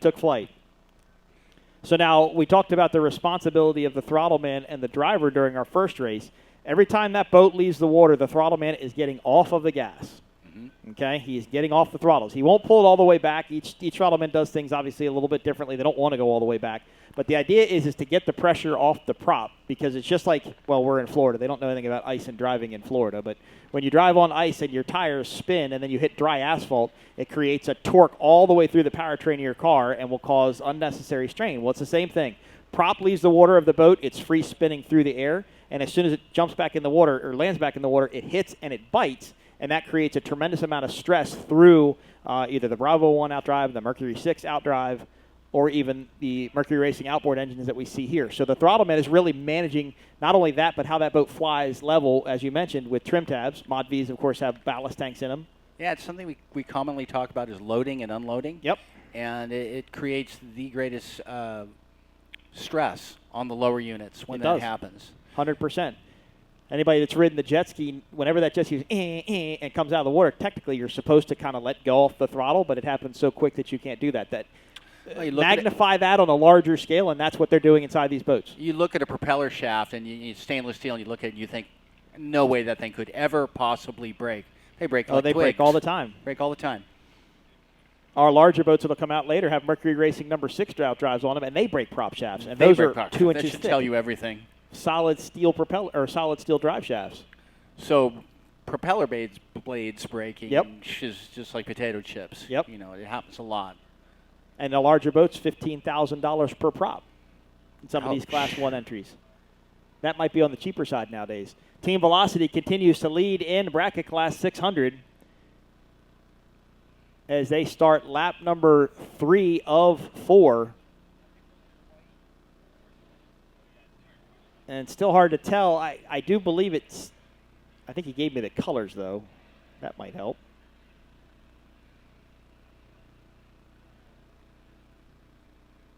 That is boat 603. I apologize. That is 603 currently running in second. That is Cigar Monster Ultimate Boat Racing Experience, Kevin Stackpool and Rob Goodwin running that one.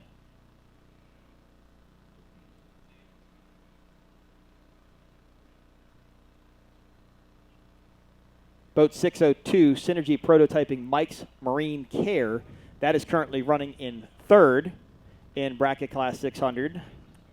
And then that's as far as that goes. So then that means the other boat, boat number 603, Cigar Monster Ultimate Boat Racing Experience, they are leading. Boat number in second. Synergy Mike's Marine Care is 602. They are currently running in third place, and then Team First Responders running in fourth in bracket class 600. As we take a look on our screen, back to bracket class 700. Dirt Legal Velocity was leading. Proven Marine was giving a chase in second. as this is a really fun class, Matt, you mentioned to watch earlier just how much bouncing around and hopping they get to do.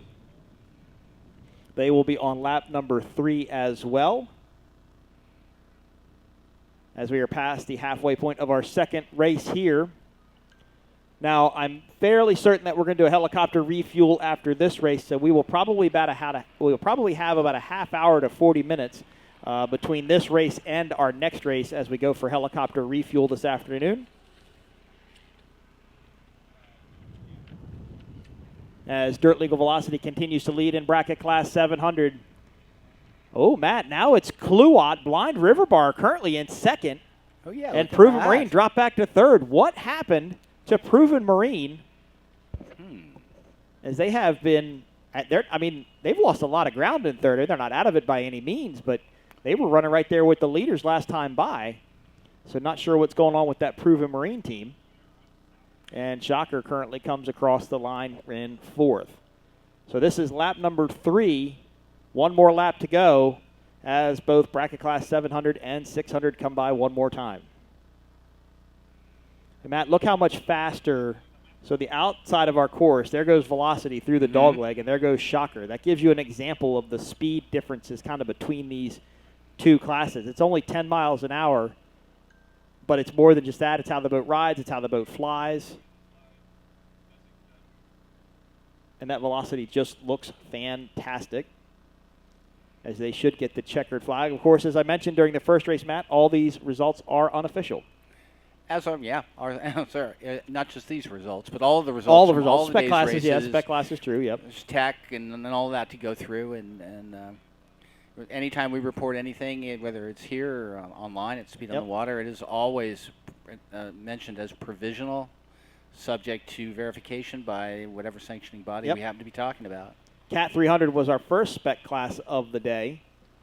Our next spec class is going to be factory stock. 5 boats here running in factory stock, MTIs and Doug Wrights, all powered by Mercury Racing 500 horsepower outboard engines. Of course, the dominating team right now is Mottlick Injury Attorneys, but the young guns in 151 Express chasing at their heels all season long. They took the win in Cocoa Beach. Definitely getting that boat figured out. Yeah, definitely Nick and Prescia and Ian Miller have had a strong season in 151 Express. But I have to consistently take my hat off to the Montlick team. They've been good since the go. I mean, they've been a competitive team since back in the 450 days. They were immediately competitive. They have great people in the cockpit. They have Giovanni Carpatella and Logan Aiden, and they're just a top-notch. And I think it was halfway through the season last year that they actually put Giovanni in the boat. There were a couple different throttlemen that ran with Logan and just couldn't get a synergy, the relationship to work there. As Team Velocity Racing, boat number 611, will get the white flag this time by from our finish line boat. So one more lap to go. That also means one more lap for boat number 603 to try and make a challenge for the lead. That is Cigar Monster Ultimate Boat Racing Experience, Kevin Stackpool and Robert Goodwin running that orange boat. Of course, they have pulled away from our third place entry. But, yeah, Mottlick has been fantastic. Of course, Giovanni Carpatella runs with 222 Offshore based out of Australia. He is from Italy.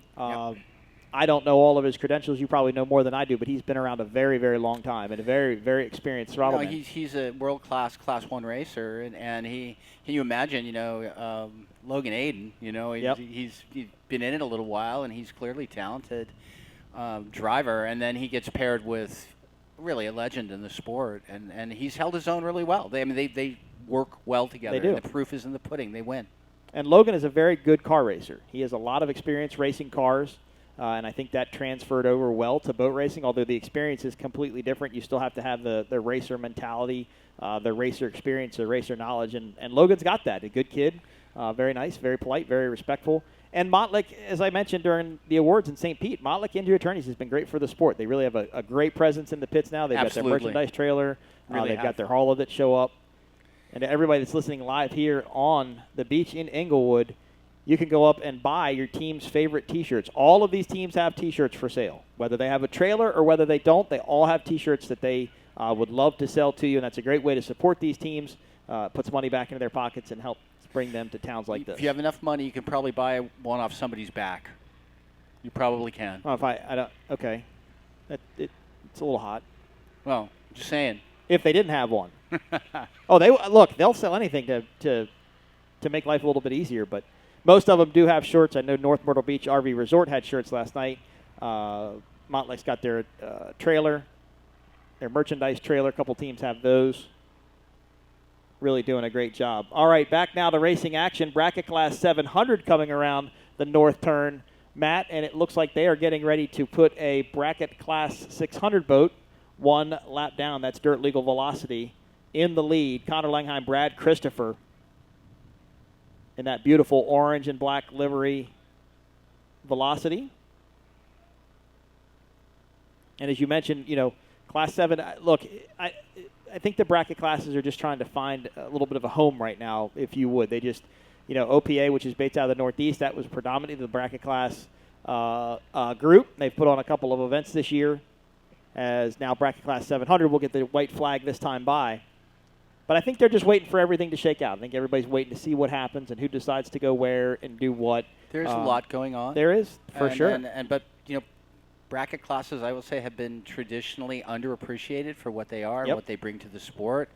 And, you imagine yourself, you're racing, and you've got a speed limit, and your adrenaline, your racing adrenaline doesn't say anything about slowing down or keeping your hand back on the throttle. It says go.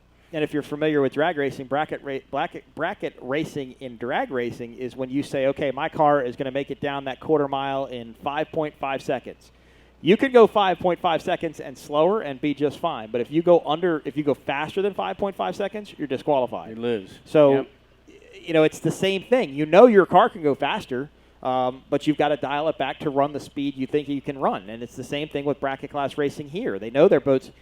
Let's be honest. Velocity Racing can probably do 90 miles an hour on a good day, and he's only running 70. So a lot of people say, well, what's he do with that other 20 miles an hour? That 20 miles an hour is hard to achieve, and you're not going to achieve it on this water out here. Plus, a boat that won't run 90 miles an hour but that can comfortably run 70 can go run that class. So it really allows a lot of different boats to come out and go boat racing. And that's exactly it. It opens up the sport to people with different boats, with different power specifications. It builds the sport, and people love it. Yeah, they do. And as being a race producer myself, look, the big boats are the show, right? Everybody wants to see the DeFalcos or the WHMs or the factory stocks. They want to see those boats, but that's not your boat count. Your boat count back in the day used to be bracket class boats. Now the tides have kind of turned on that a little bit with 12 super stocks and 5 factory stocks, super cats at some races and class 1 at some races. So the tides have turned a little bit on that, but I think it'll come back. I think once some of these details get worked out. Roughly half the boats here are bracket class boats. All right, checkered flag for bracket class 600. Team Velocity Racing will take the unofficial win here today in beautiful Englewood, Florida, the 2025 Englewood Beach Waterfest. I'll tell you what, though, Cigar Monster put on a race. They were not far behind. This might be a race of the GPSs as well. As Team Velocity turns to the inside of the course, there goes Cigar Monster Ultimate Boat Racing Experience. They came across the line in second, and I believe it should be Synergy Mike's Marine Care coming across the line in third, although I don't see them. Actually, I don't see a lot of boats right now, Matt. Where did everybody go? We don't have the perfect view of the course here, but looking back onto the monitor, I don't see. There are some boats going into the dog leg now. Those look like all bracket class 700. So I'm wondering what happened to Synergy Mike's Marine Care. They were running in third, and Team First Responders was running in fourth. I do still see, I believe that's Team First Responders. So Mike Proven Marine, or I'm sorry, Synergy Mike's Marine Care may have had an issue and dropped out of the race, as Dirt Legal Velocity continues to lead in bracket class 700 over Kluot Blind River Bar. And if you're looking at your screen, Velocity just picked up its checkered flag. Yep, and there is Dirt Legal Velocity. Teammates, if you would, to the definitely bracket class teammates. 600. Why not? manufacturer stablemates, if you will. Brad Christopher and Connor Langheim will unofficially take the win over Kluwat Blind River Bar if nothing changes by the time they get through this corner. And Matt, they've got a pretty big lead right now. Yeah. Over second place, so barring no issues, I think they'll finish in first. All these results, of course, are unofficial until once the GPSs are read after the races. Going to check in with race control real quick and see if we're going to refuel our helicopter between this race. If they give me a green light for that, then that will probably take just about a half an hour, and then we will go racing again with bracket class 200 and factory stock coming up next. 5 boats in factory stock. Matt, who do you like? Got Say Less MF, Good Boy Vodka, Go GPS, Mottlick, Jackhammer, Manatee Marine, a Valor Hull, mind you, and 151 Express. Who do you like? Oh, you really want me to answer that, huh? I mean, unofficially, you're not. I'm not asking you to predict the winner. Who do I I'm like? just saying. I have a feeling we're talking factory stock, right? Yep. Say Less is probably going to finish first. Say Less, the new team. Yep. All right, Rusty Williams and Chad Rootsill and Say Less MF. Of course, they will run factory stock. Chad made quite the commitment to boat racing right before St. Pete as he bought Taylor Sism's old Sism's Motorsports. Taylor's boat. Taylor's boat. That's the most. To those of you I didn't pick, I'm probably wrong, so don't sweat it. It's okay. I'm gonna go. I'm going with 151 Express. I like Nick. And I Ian. was trying to be unemotional about it because I love those guys too. I think they've got a lot of motion built up in this race. They've had a great season. They've been very consistent. Of course, you've got Mottlick. And then, look, the boat that nobody really knows much about yet, Jackhammer Manatee Marine, the Valor Hull. As we go back to Dirt Legal Velocity, they are going to take the win in bracket class 700. Connor Langheim and Brad Christopher, after flipping their boat over during the Cat 300 race, dried off a little bit, got back in the boat, and came out here and won. That's what you call a comeback. Yep. Come back from a little bit of adversity, and then they won this race handily. Yep. Provisionally as well. Sorry about that. Great job for that team. Blind River Bar Kluwat Racing with Rick Haymeyer and Owen Buis going to come across the line in second place. And just behind this group is the purple Ultimate Boat Racing Experience boat. That's Team First Responders. So, Matt, I think they came in third. I'm not sure what happened to Synergy Mike's Marine Care. It must have happened on the north or the south end of this course because we never saw them come back by. And then they'd be getting towed in if, something broke. Quite possibly. And as I mentioned, race control has confirmed that we're going to refuel the helicopter. So we've got 2 more boats out on the course. These are both Class 7 boats. This is going to be Proven Marine. They're going to come across the line in third. And Shocker is going to come across the line in fourth. All of these boats will race again tomorrow for combined points here for the World Championship and National Championship. Of course, APBA and UIM, the sanctioning bodies, as the crowd starts to fill in on the beach. Here is Proven Marine coming across the line in third in bracket class 700. Dirt Legal's pretty good at not breaking out, though, Matt. They're not really known for it.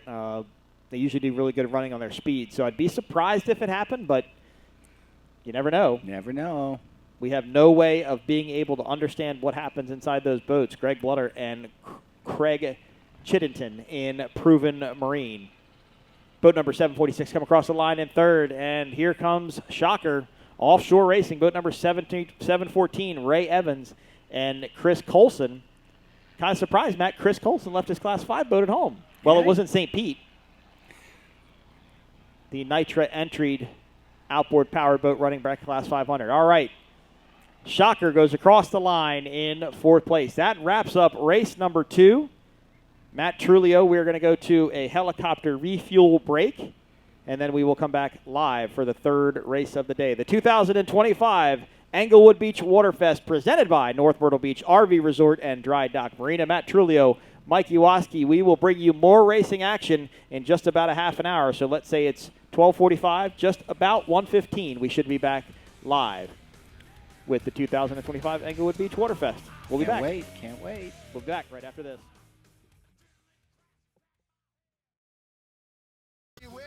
Welcome to the ultimate getaway, where adventure meets relaxation at North Myrtle Beach RV Resort and Dry Dock Marina, where every day feels like paradise. Settle in with waterfront camping, enjoy tropical vibes at our tiki bar, and make memories under the sun with us. Launch your waterway adventure by renting one of our pontoon boats or catch a wave on our Flow Rider surf simulator. North Myrtle Beach RV Resort, where camping, boating, and good times flow together. Book your stay today, 843-390-4FUN, or float on over to nmbrvresort.com.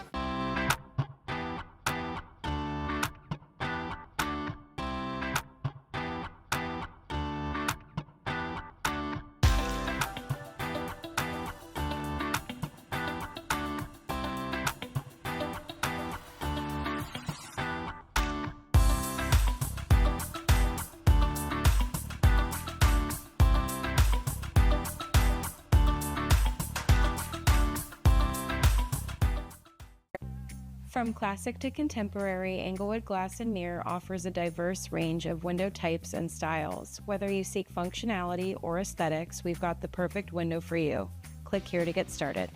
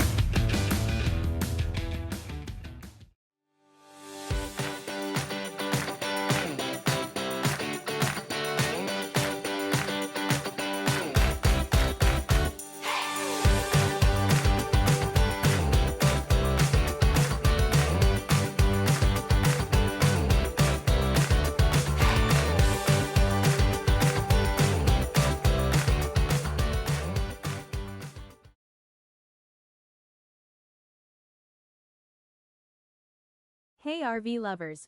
Welcome to Cabana Bay RV Resort near Boca Grande. This isn't just camping, it's luxury living. Enjoy a sparkling pool and spa, stunning clubhouse, fitness center, pickleball, dog park, laundry, and direct trail access. Own your RV lot from $150,000, or rent a site with brick paver pads, full hookups, and optional private casita. Discover the getaway everyone's talking about. Visit CabanaBayRVResort.com today.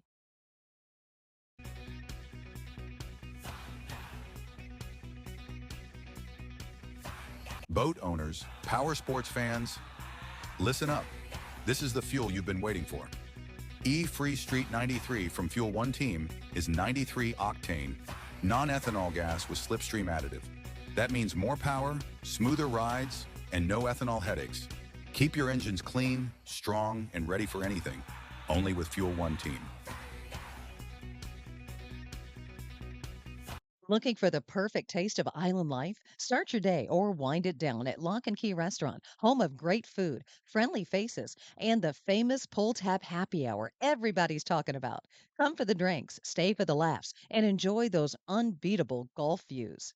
Then slide next door to Sandbar and Tiki Grill, where live music, tropical cocktails, and island-inspired bites set the tone for pure Minnesota Key fun. And don't forget, Magnolia's on the Bay and Minnesota Key Marina will both be reopening soon, bringing even more of what you love to the Key. Minnesota Key Group, located on beautiful Minnesota Key, Florida.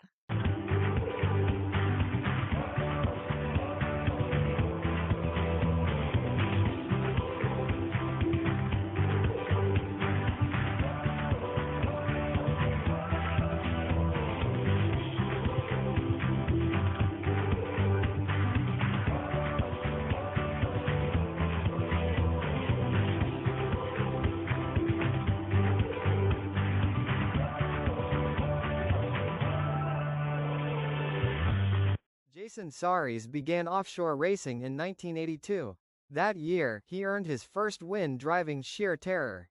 4 decades later, Jason has captured 7 national and 8 world championships. His experience in racing and marine engineering drives Team Saris Performance Marine, where precision and performance meet. Since 2009, Jason and his son Johnny continue powering success on today's offshore circuit. 40 years of offshore racing experience are applied every day at Team Sari's Performance Marine. Women have no business driving boats. Nobody says it out loud, but in the boating world, that still seems to be the unwritten rule. And we are here to change that. We've teamed up to create a place for women to belong on the water, not just as passengers, but as drivers. The She Drives movement is about confidence at the helm, docking, towing, throttling, and yes, even racing. So, do you dare to drive? Because it's your turn. Follow us at Leanna, River Hotties, and Demon Bikini Race Team. We're just getting started. Welcome back, ladies and gentlemen. 2025 Englewood Beach Waterfest presented by North Myrtle Beach RV Resort. Mike Iwaski, Matt Trulio, sorry for the extended delay. We had a pace boat issue which now has been resolved, and we are going to go factory stock racing first, and then we've got bracket class 200 in this race as well. Bracket class 200 lone boat here, Matt, this weekend is OC Racing, Joseph Oliverio and Billy Glick. Yes. You know, I was talking to a couple folks out on the start-finish boat, and they're saying it has calmed down a little bit out there, so maybe the conditions are a bit better. All right, let's go to racing action, factory stock. Here we go. 151 Express on the inside. There is Sales MF. There's Motlick. What a start for these boats. Matt, look at Jackhammer on the outside. Look at Reese pour on that speed, boat number 42. Great start for that team. Oh, my goodness. Jackhammer has taken a big pull from the start. That's amazing. That is the only Valor hull here in factory stock. You've got the new team, Say Less MF, and 151 Express. Saying those guys are seasoned veterans is a little weird because I don't think they're much past 25 years old, but they are seasoned veterans in factory stock. As you see, bracket class 200 start, that is OC Racing and El Bandito Tequila. Now, just to be clear, El Bandito Tequila is racing because Britt Lilly, the replacement throttle man, did not get in until late last night. The team had no test time on the boat, so they asked if they could race bracket class 200 today to have some test time in the boat. Right, and so they're still a Mod V class boat, and they're not competing in bracket 200. They're just out there for the practice. Well, I mean, I guess they could win if something happened to OC Racing. If he keeps his speed down. Oh, yeah. I don't think he knows how to do that. Possibly. All right. Boat number 21, Say Less MF, Chad Rootshill, Rusty Williams, Good Boy Vodka, Go GPS, Christian McCauley, and Rob Locklear, Motlick, Logan Aiden, Giovanni Carpatella, Jackhammer, Manatee Marine. Normally Reese Langheim and Julia Maldonado, but that's different this weekend. It's actually Reese and Jeremy Tashada, right? I'm sorry, Mike. The Wozencraft team, Tashada, is throttling. Tashida. Tashida, and actually, sorry, the right way to say that name, Tashida. just so everybody knows, because I only learned it last year, even though I've known him for about 5, 6, 7 years. It's Cheetah, like the animal. So Jeremy Cheetah, you say that, and he's very happy. All right, boat number 66, 151 Express. Looks like they are into a pretty big lead right now in factory stock. Ian Morgan and Nick Impressia work for Sean Torrenti. Whoa, Matt, look at that air they're catching out there. Yeah. Boat is looking good. Jackhammer is in second. They are battling with another boat just to the outside of them. Who is that? Could possibly be Say Less MF. No, that's Good Boy Vodka, Go GPS, trying to make a move for second. Matt through the dog leg. Look at those boats hop. And you've got Christian McCauley and Rob Lockyer in the Go GPS Good Boy Vodka boat. Good run for the Jackhammer Manatee Marine team. They have been not struggling to get this boat figured out, but it's taken a little bit more time, I think, than they anticipated, but a good run. They are currently on the inside. Good Boy Vodka, Go GPS carries a tremendous amount of speed on the outside. 151 Express leads into this turn. How many laps are we running here, Matt, for factory stock? Oh, they look fantastic. And they're coming around that corner. They did get a little bit more air on the outside than I thought, which leads me to believe that maybe what I've been told on start-finish changed. You know, the conditions change quickly here.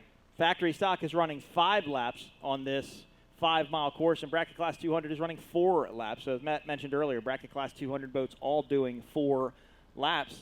Matt, on our screen here, look at El Bandito Tequila. They're giving it to OC Racing. Britt and Steve having some fun. Kind of wonder what Steve Miklos is thinking standing back on the beach right now. Here is 151 Express. They are your leaders. 1 lap down in the books. Look at that MTI roll. And Go GPS has fallen into second place. Now, this is a great showing for that team. This is only their second or third race in that Doug Wright. Yeah, So they were initially going to do a little bit in Sheboygan, but Sheboygan was kind of a mess this year. And then they went to St. Pete. Really, that was their first race. And now here they are in second place, followed by Jackhammer. Now, one of the rules of this factory stock class is, first off, they all have to run the Mercury Racing 500 horsepower outboard engines. The second rule about this class, Matt, is all of these boats have to be built off of a production mold. This has to be a mold that you can go up to MTI or Doug Wright or Valor or Skater or whomever. You can buy. And you can buy right off of the floor. And most the MTIs that are here, there's 2 of them, are all 4-cockpit, 4-person boats, meaning they have a back seat in them. Look at this thing, bracket class 200. El Bandito Tequila, the single-engine 29-foot Extreme, is beating the 38 Phantom. To be honest with you, Matt, nothing away from El Bandito Tequila, but I don't think they even have a GPS in that boat. No. So they're not probably even worried about running their speed. But, Matt, I did think in here it's definitely calm. But if you watch out there through the dogleg, it's definitely still there's still a good bump out there. Excuse me. Yeah, you really see it with the super stock boats. The factory stock boats. Great shot down the tunnel on our screen. I am really impressed by this Good Boy Vodka Sorry, Go GPS. That took one out of me for some reason. Okay. 151 Express. Matt, just look at them fly around the dogleg. But Good Boy Vodka Go GPS is definitely on a move. That boat is fast, and I wonder if it likes these conditions, Matt. It's a bigger boat. It is. It's definitely a larger boat, and I think that they're getting it dialed in. They really haven't had that much time with that boat. Well, Christian McCauley from New Hampshire, Rob Lockyer from overseas, so they don't get test time together. Ooh. Jackhammer taking a little bit of a stuffer there, but they're okay. 151 Express continues to lead. Good Boy Vodka, Go GPS in second. Jackhammer in third. Mottlick in fourth. And Say Less MF off the pace here. Boat's just not carrying as well as it normally does. The other MTI in this fleet. So 151 Express was Taylor's first MTI. That was raced in factory stock when they had the 450s. Say Less MF is the second. No. Mead Family Racing, which is not here, was the second. Say Less is the third. There were 3 of those built. Correct. Say Less is the newest one of the bunch. Actually, he just bought that before we went to St. Pete. And that team, Chad and Rusty, will come out and run in super stock later today. And a lot of people don't know this, but Scott Rosenbach is a partner in that boat. And Scott has his Rosenbach Freight, and he's a longtime Performance Boat Center customer, he's bought more high-performance catamarans and center consoles than most people will ever see. 151 Express continues to lead, but Good Boy Vodka Go GPS is not letting them get away easily. Great run for both of these teams. Matt, this is the statement that 151 Express needed to make. They needed to get out. They needed to put a dominant win in order to control their championship for this weekend, and that's going to come down to it, I think, how they do today. Well, they're very patient, and I've watched them this season. I think they have 2 wins this season so far. Is that correct? Yep. And they're one of the teams to beat now. Got started racing in Mod V in a Phantom. I don't know if you noticed this, but Mottlick has just slipped into third. I did not see Mottlick slipped into third, so they must have gotten around Jackhammer. I think they got around Jackhammer. As you see, Say Less MF, boat number 21. Ooh, big flyer there right off of the beach. Oh, yeah. So still some holes out there. Kind of hard to see from our vantage point, but a beautiful day here. The 2025 Englewood Beach Waterfest, presented by North Myrtle Beach RV Resort and Dry Dock Marina. 151 Express continues to lead in factory stock. Good Boy Vodka Go GPS currently in second. And, Matt, you said there was a position change in third, so we'll see what comes by next. 5 laps for factory stock. They are on lap number 2 of 5. And here is bracket class 200, Matt, and El Bandito Tequila still giving it to OC Racing. The nice thing about bracket class 200 is you can hear it coming. You can definitely hear him coming. This is a 5-mile course. You can hear it coming both of them are pretty from a loud, long way too. off. I mean, OC Racing's got the tractor pipes up out of the engine hatch, so it's a little bit louder. Oh, wait, maybe these guys are just putting on a show for us. Yeah, they're just having fun. I mean, they're tied to a string together. Billy Glick and Joseph Oliverio in OC Racing horse. Billy Glick, Twisted Metal fame, based out of Sarasota, Florida. Been around a long time. Been racing with Joseph now for a few years, too, as well. They are running 4 laps here, so they should be about halfway. I have to correct myself. Montlick did not overtake. Okay. Montlick is in 4th. All right, so Montlick 4th, Jackhammer Manatee in 3rd, rather.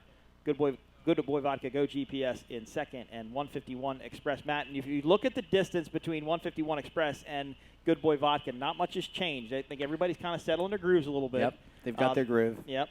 But now what can happen with this class is, and most spec classes like this, is their boat can either come to them or go away from them.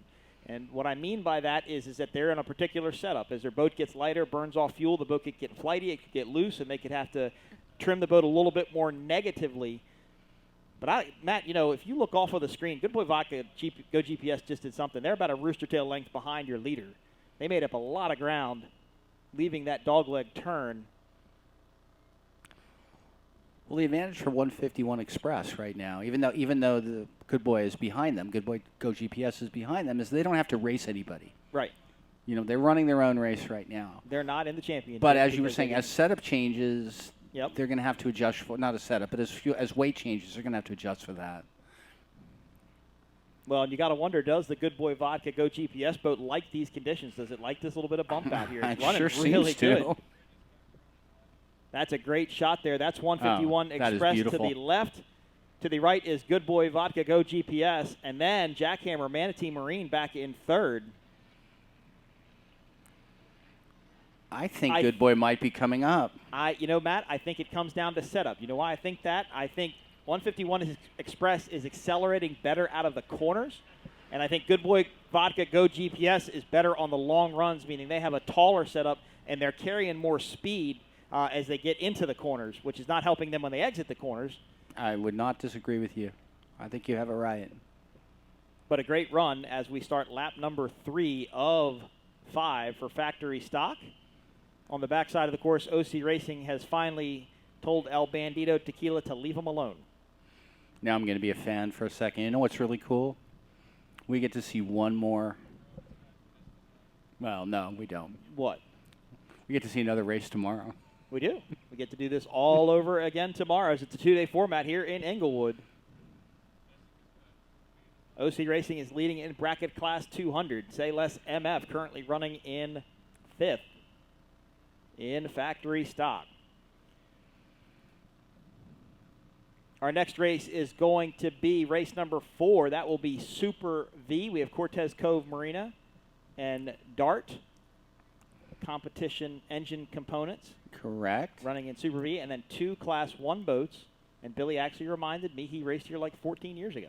In case that confuses you at all, fans, the Dart boat actually has been running as race-winning brands since it started. They just kind of added that to it. And in Class 1, you're going to have, of course, DeFalco. They were your Monster Energy Triple Crown winners for the inaugural season of that, which took place, or wrapped up, rather, in St. Petersburg, Florida. Billy Moore and Mike DeFalco running that Victory Hull, and they have simply come out and made a statement in Class 1. That Victory Hull changed their entire program. It did, 100%. Plus, and Billy changed it, too. I mean, Billy, Billy Billy, had experience in that boat. He'd raced that boat before, so he knew what he was getting into. OC Racing comes around. They are running 4 laps. Mike? This should be the 3rd lap. We got our camera crews to go back out on the battle on the backside of the course in factory stock. 151 Express cannot shake Good Boy Vodka Go GPS. Of course, now look at El Bandito Tequila. I think these guys are playing with us. I hope they're having fun because it's putting on a great show for the crowds here on the beach. Now, Go GPS, Good Boy took a flyer just now. They did, and they lost just a little bit of ground. But they lost a little bit of ground there. Definitely did, but this is the battle to watch. Good Boy Vodka Go GPS is some faster somewhere. I can't figure it out. I think it's on the long straights. They just carry a little bit more speed. 151 Express can go through the corner faster and accelerate.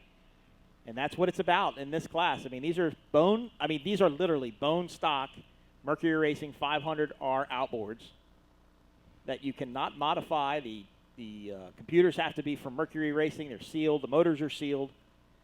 There's a little bit of a gear case change you can make to it and run a little bit different of a gear ratio, but that's it. Otherwise, they have to be stock, and this has to be a stock boat. As they're coming around again, I want to tip my hat to Unscene Productions, who are handling this broadcast and doing a really nice job with it. 151 Express, boat number 66. Your leaders. Now, see, they kind of pull away a little bit more from Good Boy Vodka Go GPS as they exit that turn. White flag lap comes out for factory stock. One more lap for Christian and Rob to see if they can catch him. Are they going to go all out and just do everything they can? Well, you can be assured that, Nick and Ian in 151 Express, they know where they are. They know how far the team is behind them.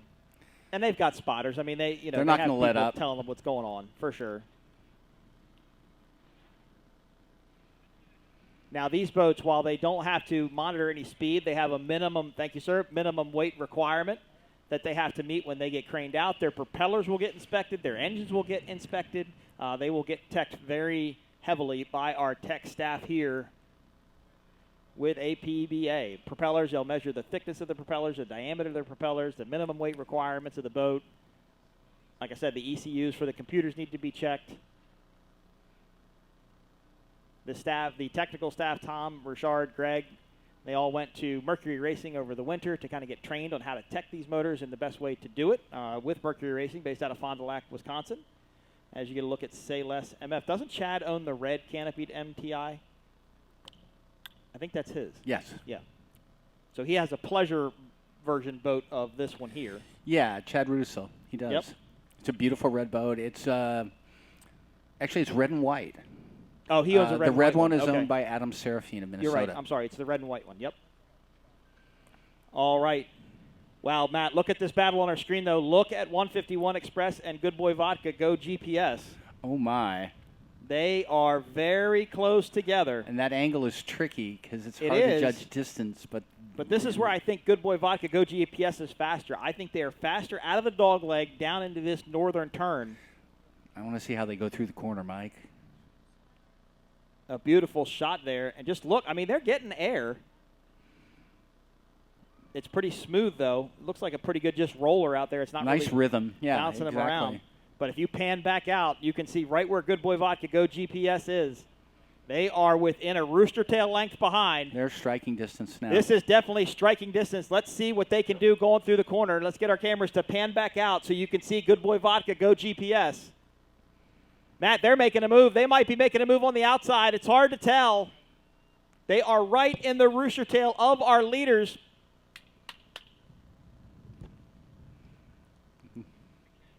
.151 Express. Good Boy Vodka Go GPS. It's up to the corner. Oh, they dove back to the inside. I'm calling it live as I see it. Oh, look at that. That is a race. It's all the way on the inside. Good Boy Vodka Go GPS now on the inside. Accelerates just a little bit harder. Are they going to be able to hold that line through the corner? What's 151 do? Hard to say. Oh, 151. I'm sorry. Good Boy Vodka Go GPS is over. They were pushing. They flipped over in the very last turn of the race. Christian McCauley and Rob Locklear. Good Boy Vodka Go GPS is over. Divers will deploy. Rescue divers will deploy from Angel 1. And they'll probably let this race play out now as we had less than a half a lap to go. What a run. Divers are in the water. And divers are in the water. Not to take away from 151 Express, your winners in factory stock. Congratulations, Nick Imprescia and Ian Morgan taking the win on day one here in Englewood. So that's going to move, Matt, that's going to move Jackhammer, Manatee Marine now up to second, and Mottlick should be in third as they come around. And, Matt, unfortunately, I just couldn't see what Good Boy Vodka Go GPS did. It's I think they just dove. I think they dove right to the inside, and I wondered if they were going to be able to make it stick. And this is tricky water, Matt. You definitely didn't want that boat to slip or spin, or slide rather. because if it did, it's a likelihood that it would catch that outside corner on one of the waves. So I don't hear the V-bottoms in bracket class 200, so they are probably red flagged and will be scored as they finished, considering that they weren't really racing together. Although they were racing together, they weren't racing together. We've deployed divers for the Good Boy Vodka, and our screen, I see 2 orange helmets, so they are up out of the boat and appear to be okay. Second boat to unfortunately flip over here today. But, man, that was exciting if I have ever seen it. And thank you, Sean Steinert, for the immediate update from the rescue helicopter. That was an amazing race. That was unbelievable. And I think they had him. It's... If you don't like that race, you probably don't like offshore racing. We are going to ask our Unscene production crew to pull some footage of that one, because I would like to see exactly what I know what he did. He went in there and he just held it wide open. And he was going for it. Yeah. He'd hoped the boat was going to stick in the corner. So when you race a cat boat, we'll explain to our fans at home, as you well know, you have to set a cat boat going into a corner. These boats designed like the wing of an airplane. They ride on a cushion of air. And if you're running the boat at wide open speed and you turn that wheel, the boat doesn't do anything. There's nothing in the water to steer the boat. So when they go into the corners, they have to set the boat down in the corners, and then they turn. Well, if you ever watch NASCAR slides up to the wall. Well, that's what these boats do. They slide through the corner. And I think he just went super hard in the corner, super fast into the corner, and caught the outside corner of the boat, and it looked like just rolled over. Yeah, it's okay to slide, but when you dig, then you have that situation where you roll over. Well, and sliding in calm water is fairly dangerous, but when you've got holes like this, which we can't see very well, but obviously these boats are catching some air.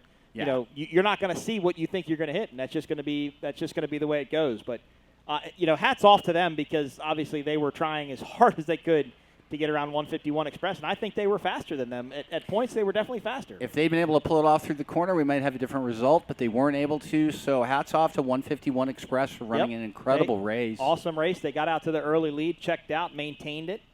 And they had their spotters on land. I mean, they knew what Good Boy Vodka Go GPS was doing, but I think they just had the setup where they knew they wanted to get out of the corners a little bit faster. I have a feeling that the people are celebrating over at Sean Torrente Racing right now. I think there might be some happiness over there. Yep. So they will take the win. Now, unfortunately, that takes Good Boy Vodka GPS out for the weekend. They will not race tomorrow because, once those wires get wet, you've got to get everything out of that boat and re-rig it. I'm not ready to rule it out yet. I'm not ready to rule it out yet either. They can take it back to Supreme Marine where that boat is maintained and possibly get it done, but they're probably going to have another set of 500 sitting around. Well, see, there's a guy who works for Rob Lockyer, Timothy Linden, who manages a lot of his stuff. So I think Timothy's going to be working all night. Sorry, Tim. There's a good chance, though. So do they see how the boat is. Do they have some engine somewhere? I mean, they can pickle That's a giant question. They can pickle these. Yeah. But I don't know what the electronics are going to look like on them. If it was fresh water, I wouldn't question it at all. But it's salt water, and that's the deterrent. That's a huge difference. Yeah, it destroys everything electronic. I mean, the GPSs are gone, radios are gone, comms are gone, and these boats, believe it or not, are fly-by-wire controls. Yeah. These are not mechanical controls with cables. These are fly-by-wire. So all of that wiring harness that goes from your throttles and your shifters rather back is now shot, so you need that new wiring harness made up. So it's going to be a long road to hold ahead for this team to see if they can get something taken care of. So a tough way to end our race today for factory stock, but an exciting one nonetheless. I was hoping it wasn't going to go the way that it did. But I think it was Sarasota we did a race some years ago when Victory and Geico were racing. You remember that? Yes, I do. Geico, it was James Shepard and Steve Curtis were trying as hard as they could to get in on the inside of Victory, and they drove just too hard into that corner. And they did the exact same thing. They spun out, they caught the edge, they spun out and flipped it over. So it was a desperation move at the end to try and get around 151 Express, and unfortunately did not go the way they wanted to. But Ian Morgan and Nick Imprescia take the win in boat number 66.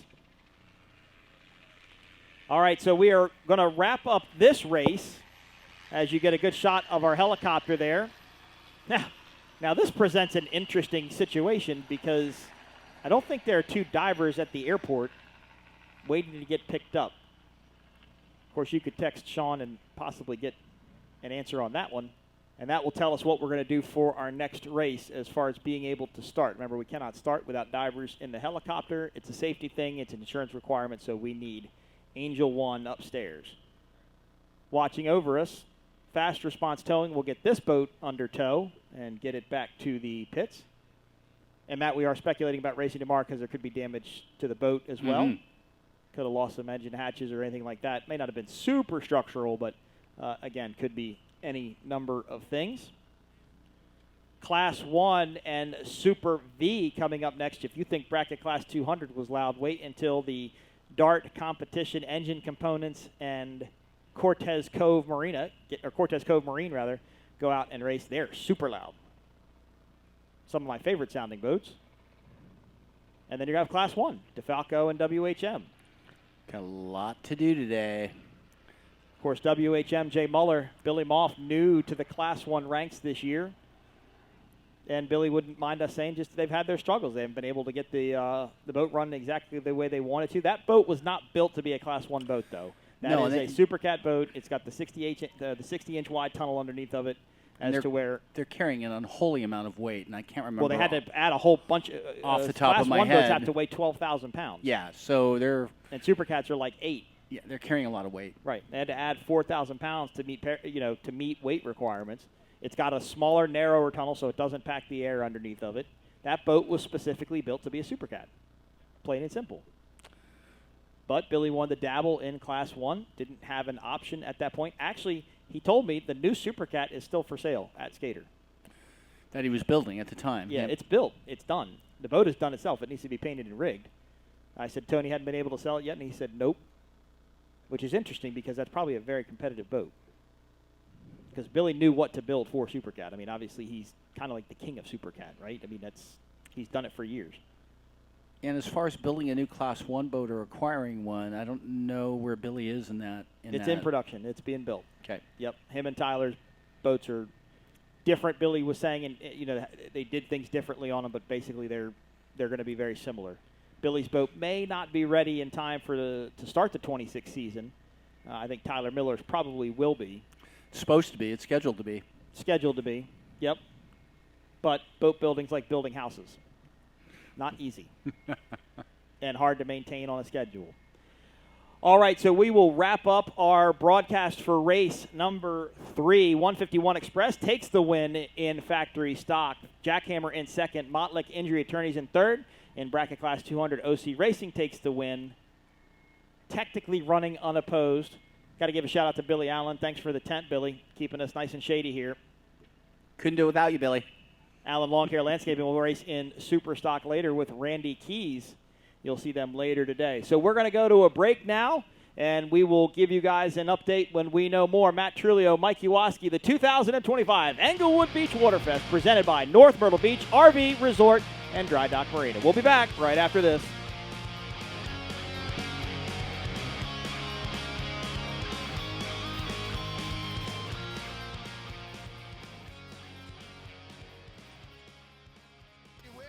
Welcome to the ultimate getaway, where adventure meets relaxation at North Myrtle Beach RV Resort and Dry Dock Marina, where every day feels like paradise. Settle in with waterfront camping, enjoy tropical vibes at our tiki bar, and make memories under the sun with us.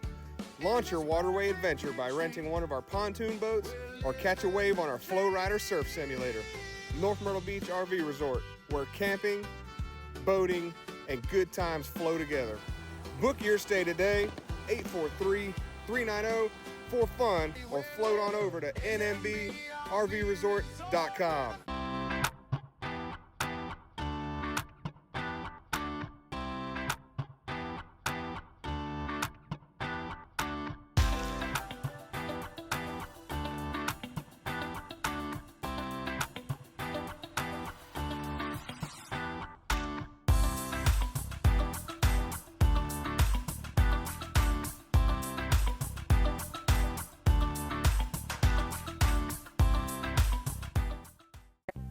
From classic to contemporary, Englewood Glass and Mirror offers a diverse range of window types and styles. Whether you seek functionality or aesthetics, we've got the perfect window for you. Click here to get started.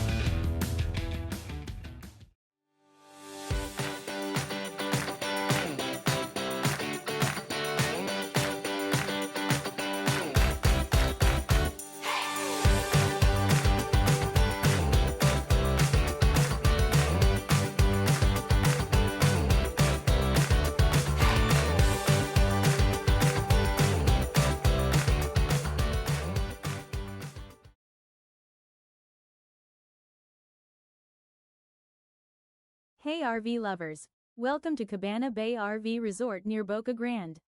This isn't just camping, it's luxury living. Enjoy a sparkling pool and spa, stunning clubhouse, fitness center, pickleball, dog park, laundry, and direct trail access. Own your RV lot from $150,000, or rent a site with brick paver pads, full hookups, and optional private casita. Discover the getaway everyone's talking about. Visit CabanaBayRVResort.com today.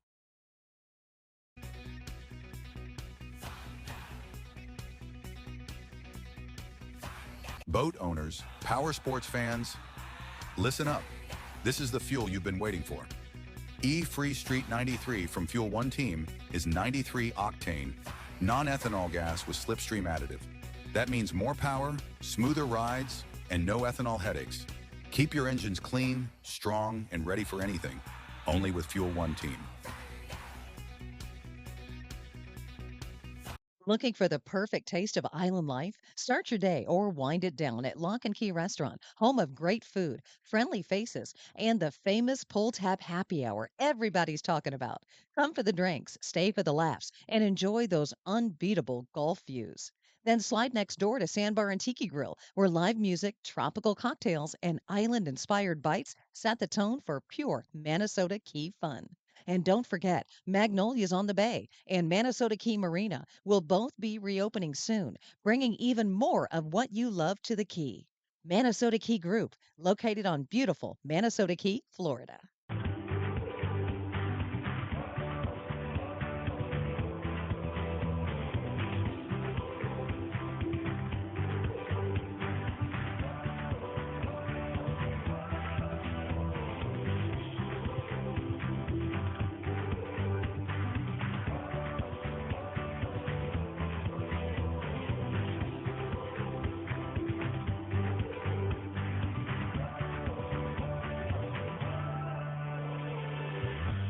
Jason Saris began offshore racing in 1982. That year, he earned his first win driving Sheer Terror. 4 decades later, Jason has captured 7 national and 8 world championships. His experience in racing and marine engineering drives Team Saris Performance Marine, where precision and performance meet. Since 2009, Jason and his son Johnny continue powering success on today's offshore circuit. 40 years of offshore racing experience are applied every day at Team Saris Performance Marine. Women have no business driving boats. Nobody says it out loud, but in the boating world, that still seems to be the unwritten rule. And we are here to change that. We've teamed up to create a place for women to belong on the water, not just as passengers, but as drivers. The She Drives movement is about confidence at the helm, docking, towing, throttling, and yes, even racing. So, do you dare to drive? Because it's your turn. Follow us at Leanna, River Hotties, and Demon Bikini Race Team. We're just getting started. Welcome back, ladies and gentlemen, the 2025 Englewood Beach Waterfest, presented by North Myrtle Beach RV Resort. Mike Uoski, Matt Trulio, Angel 1 is airborne.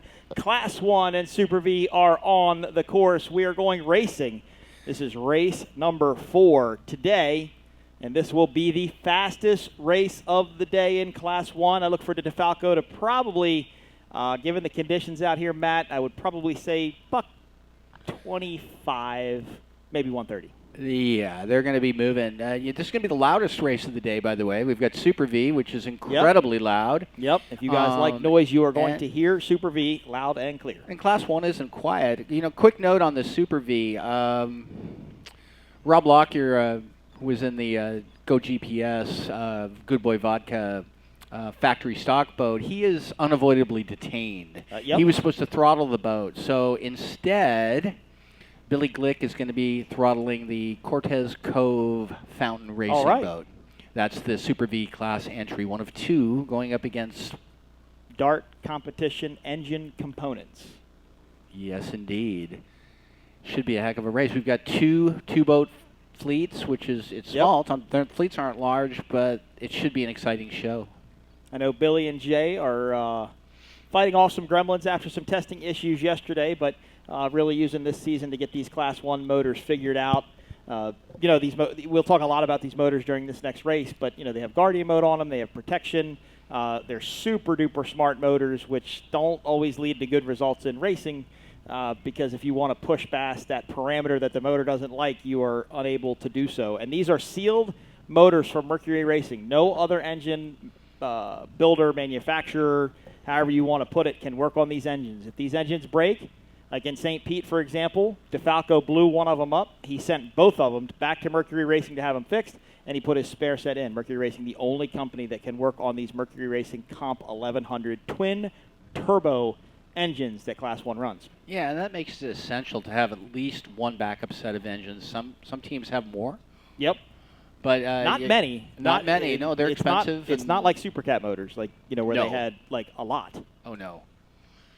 But there's not. But you got to understand the 1100 Mercury Racing engine is also a pleasure boat motor. So while Mercury Racing is thinking about building it for Class 1, poker runs sell boats. Right. And that's what Mercury focuses on.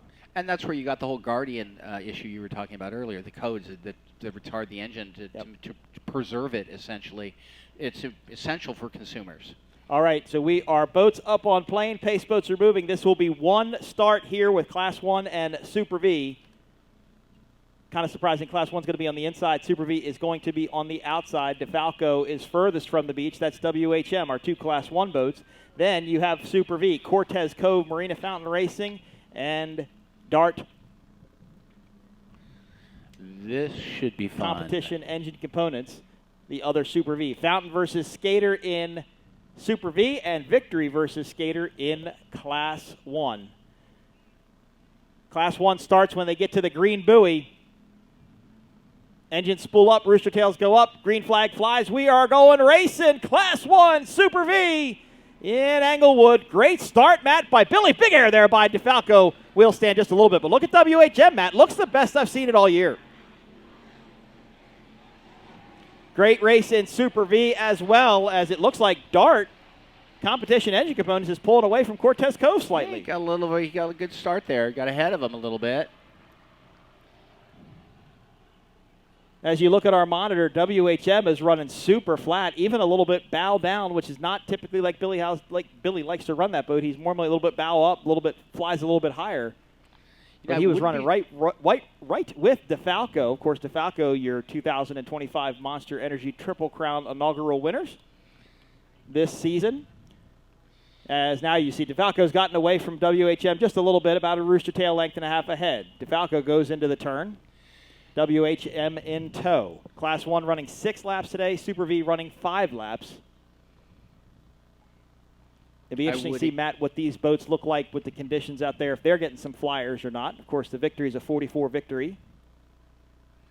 Well, the forecast, which I've given up on, right, was supposed to be for really to get a little bumpy in the afternoon, but I think it's laying down. I'll find out from the It's twisted DeFalco around there out a little bit. They're having to kind of steer back into it as they head towards the dogleg. Mike Falco and Billy Moore running into Falco. Of course, Mike Falco from New York. Billy Moore out of North Carolina. A lot of history to talk about with Billy Moore. Back to second place in Class 1. WHM currently running in second place. The battle now is in Super V, however, though, Matt. Looks like Dart Competition Engine Components and Cortez Cove Fountain Racing are side by side going into the dogleg. As there you see DeFalco. Beautiful New York City skyline livery on that boat, Matt. Just amazing. And you can see that the DeFalco is always a contender to win a national or world championship. And right now, WHM is just learning the class in a boat that wasn't built for the class. 110% of it. As I mentioned in our earlier race, that this boat WHM only weighed 8,000 pounds or thereabouts, because that's what it was required for Supercat. Class 1 boats have to weigh 12,000 pounds. So they had to add 4,000 pounds worth of weight just to get to the qualifying weight, and that boat wasn't set up to have that. So it takes away from the performance for sure. Plus, it's got a smaller tunnel. I think they put the tunnel tab back on it. You just got to try and get it figured out. Billy Moore put that boat together in North Carolina for Billy Moff over the winter. Of course, Billy Moore, Matt, why don't you give us some history about him and his involvement with racing? Oh, Billy Moore. Well, Billy Moore is the son of engine builder, offshore racer Bobby Moore. Yep. Who is credited with inventing the throttle man position in this sport. Yep. But Billy has achieved on his own. He walked in his father's footsteps for a while, and then he created his own footsteps, a lot like Nick Imprescia has. Yep. A lot like Britt Lilly has. They both had, all three of those guys had incredibly famous offshore racing fathers, Yep. and they're making their own mark. There's a great shot of DeFalco. They are leading in Class 1, complete lap number 1 of 6 as they go by. If you want an example of perfection, that is it right there. Just gone. And their rigs are nice looking too, by the way. They got nice looking equipment. DeFalco, a construction company, concrete company based out of New York City. Mike started racing 2 years ago in Class 1. Started racing with an Outer Limits catamaran first. They did. They started Yep. with an Outer Limits, and you know, Outer Limits makes a very good pleasure boat, but that boat was not competitive in this class, so they made a move. Yep. And he actually started racing with Chris Hanley. Oh, yeah. And then broke up with Chris, and it didn't break up, but him and Chris split ways, and Billy Moore came on. I think Billy Moore ran like 1 or 2 races in the Outer Limits and just told Mike, look, it's just not going to be, this boat's just not going to do it. We got to figure something else out. And this boat now, it was known as CT Marine. It actually raced here in Englewood, Florida, I believe, 2000 and, I don't know. I'm not helping you there, pal. I'm trying to figure out what year that was. Was that 19? That might have been 19. It raced here. And Super V class just went by our position, and the whatever advantage the dart boat got at the start has been eliminated by Cortez Cove, which is several boat lengths ahead now. But who knows? You know, it's not that long a race, but it's long enough. Cortez Cove Fountain Racing has a new fountain Super V in the build process. Not sure where it is, but it's one of the first ones that the fountain's going to produce in quite a few years. Going back to maybe the Cat Killer was the last one I think that they actually built. I don't know when it's going to be done, but we look forward to having that come out. And look, Super V is a big class. There are a lot of Super V boats out there to go racing. It's potentially a very big class. Yeah. It's just to get them all show up at the same time. Yeah, to race together. You know, the owner of Cortez Cove, Simon Williams, that is the first Fountain Kilo record boat. Okay. He owns the second That's Rio Fountain Roses. Kilo boat. That's Rio Roses then. Is that the old Rio Roses boat? I don't know. Might be. Good question. But he owns 2 kilo record boats. 2 kilo boats. The other one didn't achieve a record. Here we look at WHM boat number 5, Jay Muller and Billy Moff. Jay Muller will pull double duty again, as well as he will throttle with Chris Hopgood in Celsius later today in one of our 2 qualifying super stock heats. Yeah, that should be 2 good races with 5 boats each. Billy has been racing for 40-plus years, multinational and world champion. It's interesting to see how many boats he's actually owned because you just don't realize it. Yeah. And if you talk about Jay Muller is a proven throttleman, not just in Super Cat class, but he's won world championship or 2, I think, in the Super Stock class. And he throttles a lot of different boats. I mean, he's driven Geico for a couple of events years ago. He's run Mod V's before. He's run Super Stock before. He's run bracket class boat. He's a jack of all trades when it comes to boat racing. He likes racing anything that he can. And lives alongside Lake Hopatcong in New Jersey. Just had their race up there a couple of weeks ago, like the Bristol Motor Speedway. Apparently they had a very nice turnout for that race as well. Yeah, it's good. A lot of people go to that race. It's a fun time. DeFalco continues to lead in Class 1. They complete lap number 3 of 6, halfway now down for Class 1. As Billy came to me and he said, Mike, this boat has just become so much work just trying to get it to run and go fast. So you can hear it on the pop. But see, Billy doesn't, Billy doesn't like a boat that does that. He doesn't like a boat with that much weight forward. I wonder if they thought it was going to be a little bit calmer out here than what it is. Right now, when it leaves the water, it dives back toward it nose first. Like quickly, too. It's really not carrying the front at all. But he is now slowing. Yep, he is slowing. Rooster Tail is up. So not sure what the pop was. I kind of thought it maybe was just a banging on the rev limiter just a little bit, but he is slowed now. I thought it was the rev limiter as well, but now that he's slowed dramatically, maybe it was something more. Yeah, we'll see what happens with them. Back to Mod V, or Super V, rather. Matt, what happened? Dart has gotten around Cortez Cove by a lot. In fact, I think Cortez Cove must have an issue because I don't see them anywhere. That is a very rare boat. That Dart Competition Engine Components is a skater V-bottom, one of very few that were built. There are a couple of those around. I think Chris Uzzi's got one up in North Carolina, the old Spider-Man boat he's trying to put back together. We got one quick correction I want to run by y'all. We had said that the minimum weight for Super Cat was 8,000 pounds. It's actually 9,500 pounds. Okay. That came from Mr. Bill Pyburn of Dirty Money Racing. Not here this weekend, but apparently paying attention. That's fine. Which is good. Thanks, Bill. Still had to add a lot of weight to it to make it competitive for Class 1. That was more the point of the conversation. DeFalco continues to lead in Class 1 as WHM has now dropped out with some sort of mechanical issue. And, Matt, DeFalco's getting some air out there. I mean, it's by no means is it a flat water race. Oh, no. But notice how they fly.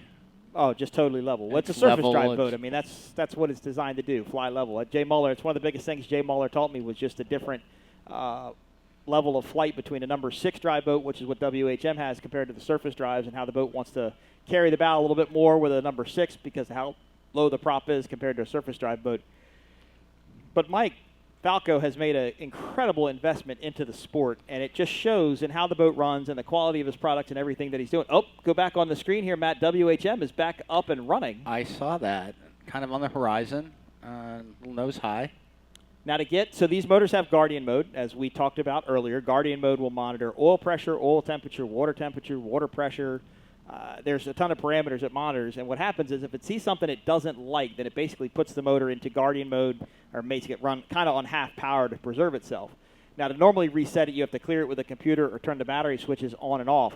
Now, the Class 1 boats have a way where if they just get the throttles all the way back to the stop and forward, it will clear any trouble codes they have with Guardian. So, not sure if that's what happened with Jay or not, but they were able to get the boat up and going again, trying to chase down this boat. DeFalco starting lap number 4. They got a little bit of a pop there. But these are twin turbo motors, Matt, and we've talked about this before. This is not like throttling a normal motor. No, you have to wait, you have to spool it up, you have to get the power up. But they're faster than they once were. Yep. The turbocharged engines. Mercury Racing made some great strides when they first introduced the quad cam 4-valve package with the twin turbochargers, but it's still not the most immediate power. Well, it never will be. It's turbos. It's not designed to be. It's a higher revving type system. It's like a turbine, like Geico used to run. It makes all its power at the top. It doesn't make power at the bottom. So the goal is to keep it spooled up. Right. Steve Curtis will tell you. Yeah, best you can. Yeah, Steve Curtis tells you he doesn't run the boat based upon tacks. He runs the boat based upon boost gauges because they know exactly where they want the boost to be to make the most amount of power, and he knows that he can't get below whatever that number is. So the point of the conversation is that when they're throttling these boats, they may not be lifting out as much as they would in a normal piston or a normal supercharged engine.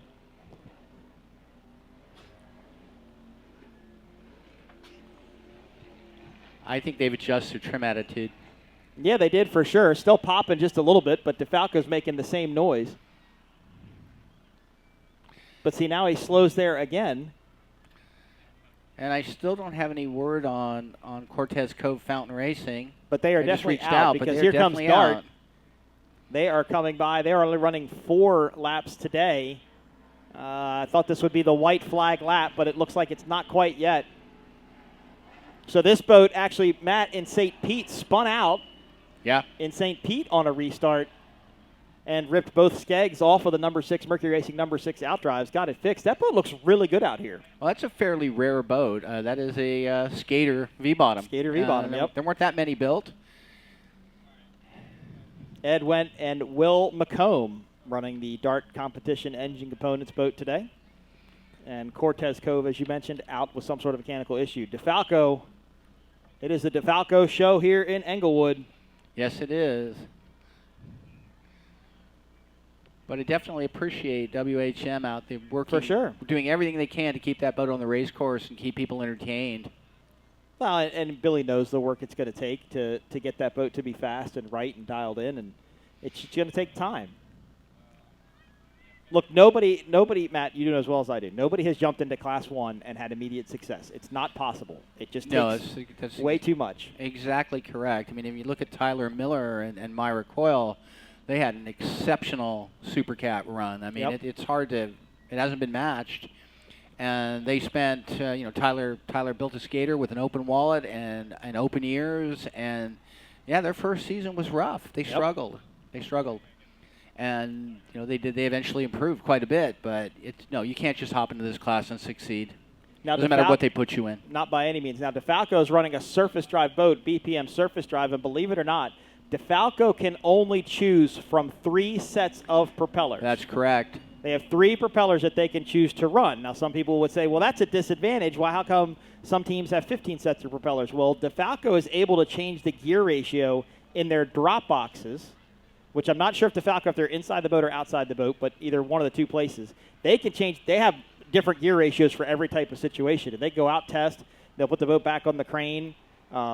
They did redesign it, Matt, though. I think Gary Stray did this a couple years ago to do it inside the boat. They put the drop box inside the boat so you could change it without having to pull it out of the water, but he can only run 3 props. Meanwhile, WHM, who's running the Mercury Racing number 6 drives, can have a much larger number of props because he can't change gear ratios as easily as the surface drives can. Yeah, so for the conditions, he has to work exclusively with propellers as opposed to propellers and drive ratio.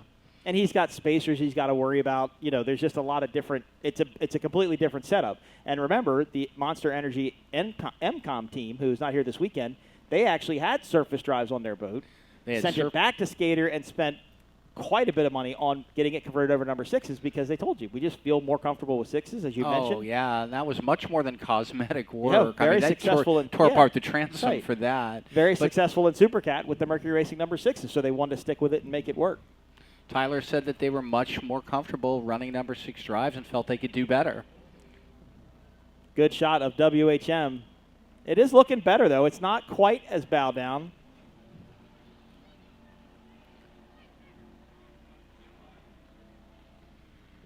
Of course, Billy Moff out of Long Island, New York. Jay Muller out of New Jersey. Billy Moff owns a plumbing company. It's much more than a plumbing company, though, in reality. I think it's the biggest plumbing company of its kind in slow Manhattan. Again. Every time, Matt, every time they come by here and I say it looks good, they slow. I feel bad.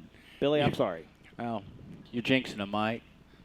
Dart Competition Engine Components running unopposed now in Super V. And this is their white flag lap, so they will do one more after this. And they will be over, going to probably take the win. Now, these boats will have to meet specification requirements, Matt, just like we talked about for other classes. Weight requirements and props. They'll actually weigh the props of the Class 1 boats, believe it or not. They have a scale, and they put the prop on a scale. It has to meet a minimum weight requirement because a little bit lighter of a prop will allow you to change more RPMs. Yeah, they don't want you modifying your props and making the blades thinner or doing anything you think that's to an advantage, to save weight or anything. And Class 1 has to run Mercury Racing props. Yeah. That's a rule. They can't run Herrings or any DeWalds or any other sort of prop. They've got to run Mercury Racing propellers. And there was a talk. One team at one race had a problem with weight. I mean, it was ounces off of weight, and it could have been qualified as a could have happened as a disqualification because they didn't meet the rule requirement. I don't remember exactly what it was. But here comes DeFalco. They should get the white flag this time by for Class 1. And Matt, Class 1 wasn't born here in the United States. Where was it born? Well, in Europe, of course. Europe was dominant in Europe for a long time, for the first part of its history. Then it moved to the Middle East, where a team called Victory, out of the country of Dubai, they invested, everything they could. Yep.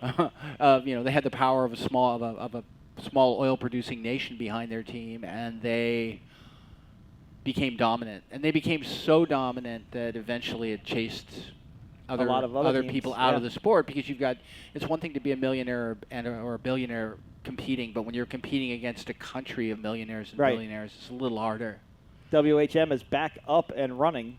So, Matt, it could be a Guardian issue, and they're just resetting it. Yeah. It is abnormal to fall completely off a plane to do it. Do you think they're resetting it at the end of the course, stopping the boat, starting it again? I guess, yeah, it's hard to say. If they are, that's a really nice effort on the part of Billy and Jay. It is. But I will admit, the boat does look good. It looks fast. It does. It's getting better, for sure. Again, as we've said before, it's not meant to be a Class 1 boat.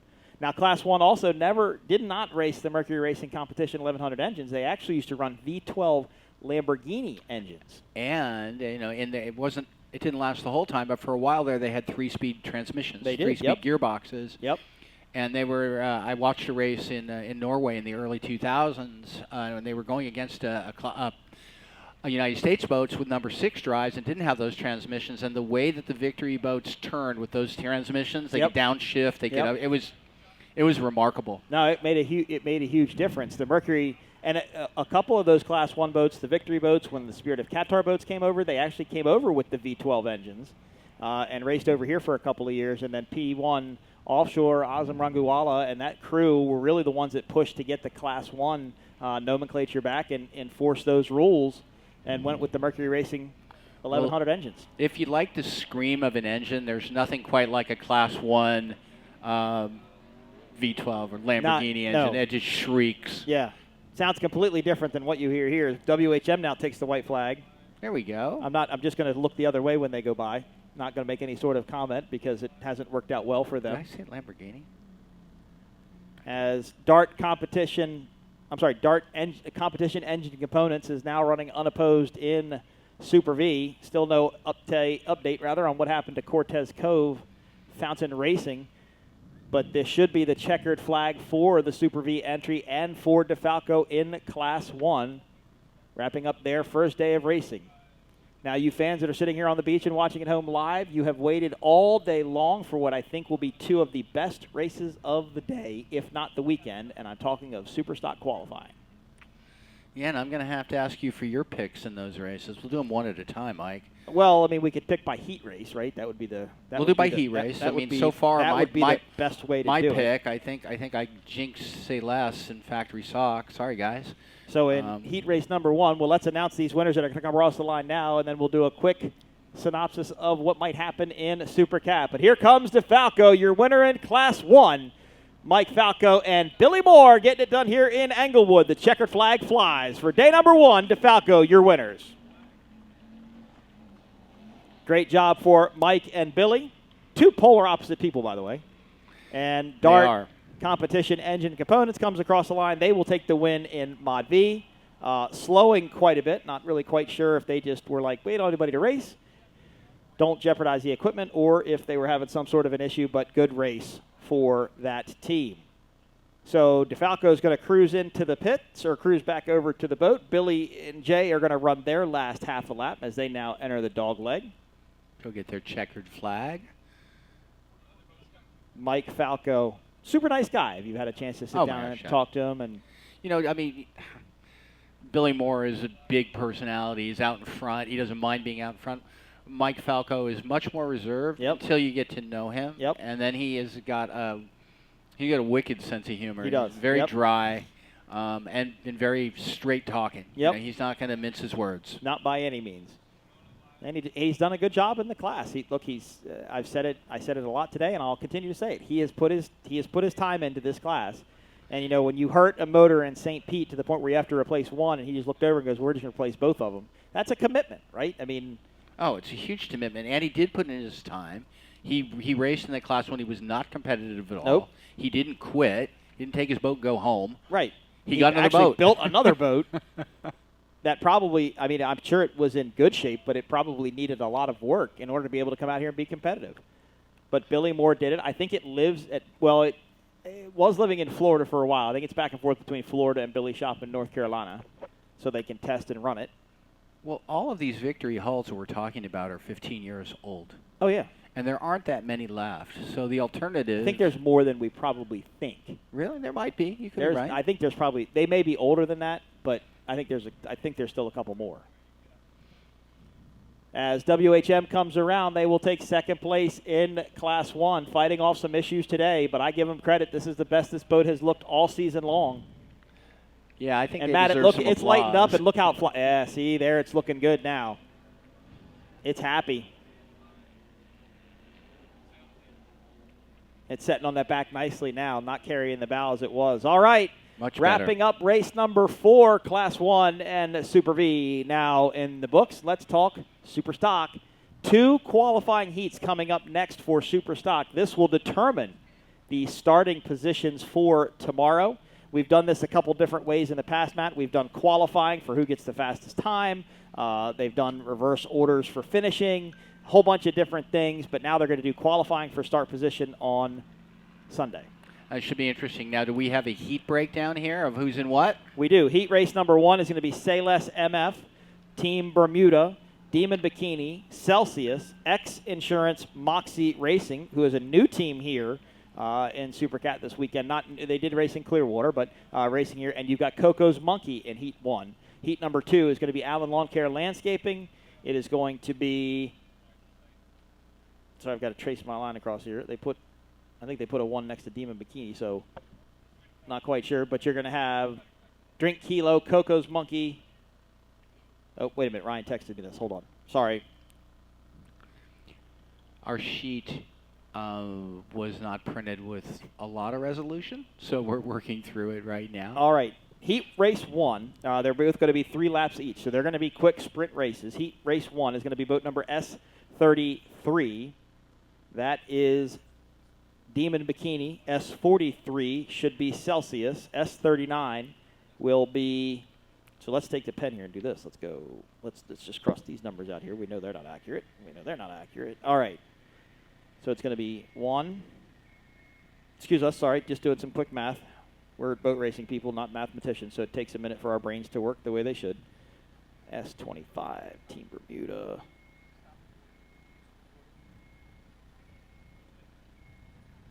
Okay. In the first qualifying heat, it's going to be Sayless MF, Team Bermuda, Demon Bikini Celsius, X Insurance Moxie Racing, and Coco's Monkey will be in the first heat race of the day. Second heat race is going to see S number 28, which is Diggin' Deep. We have S number 8.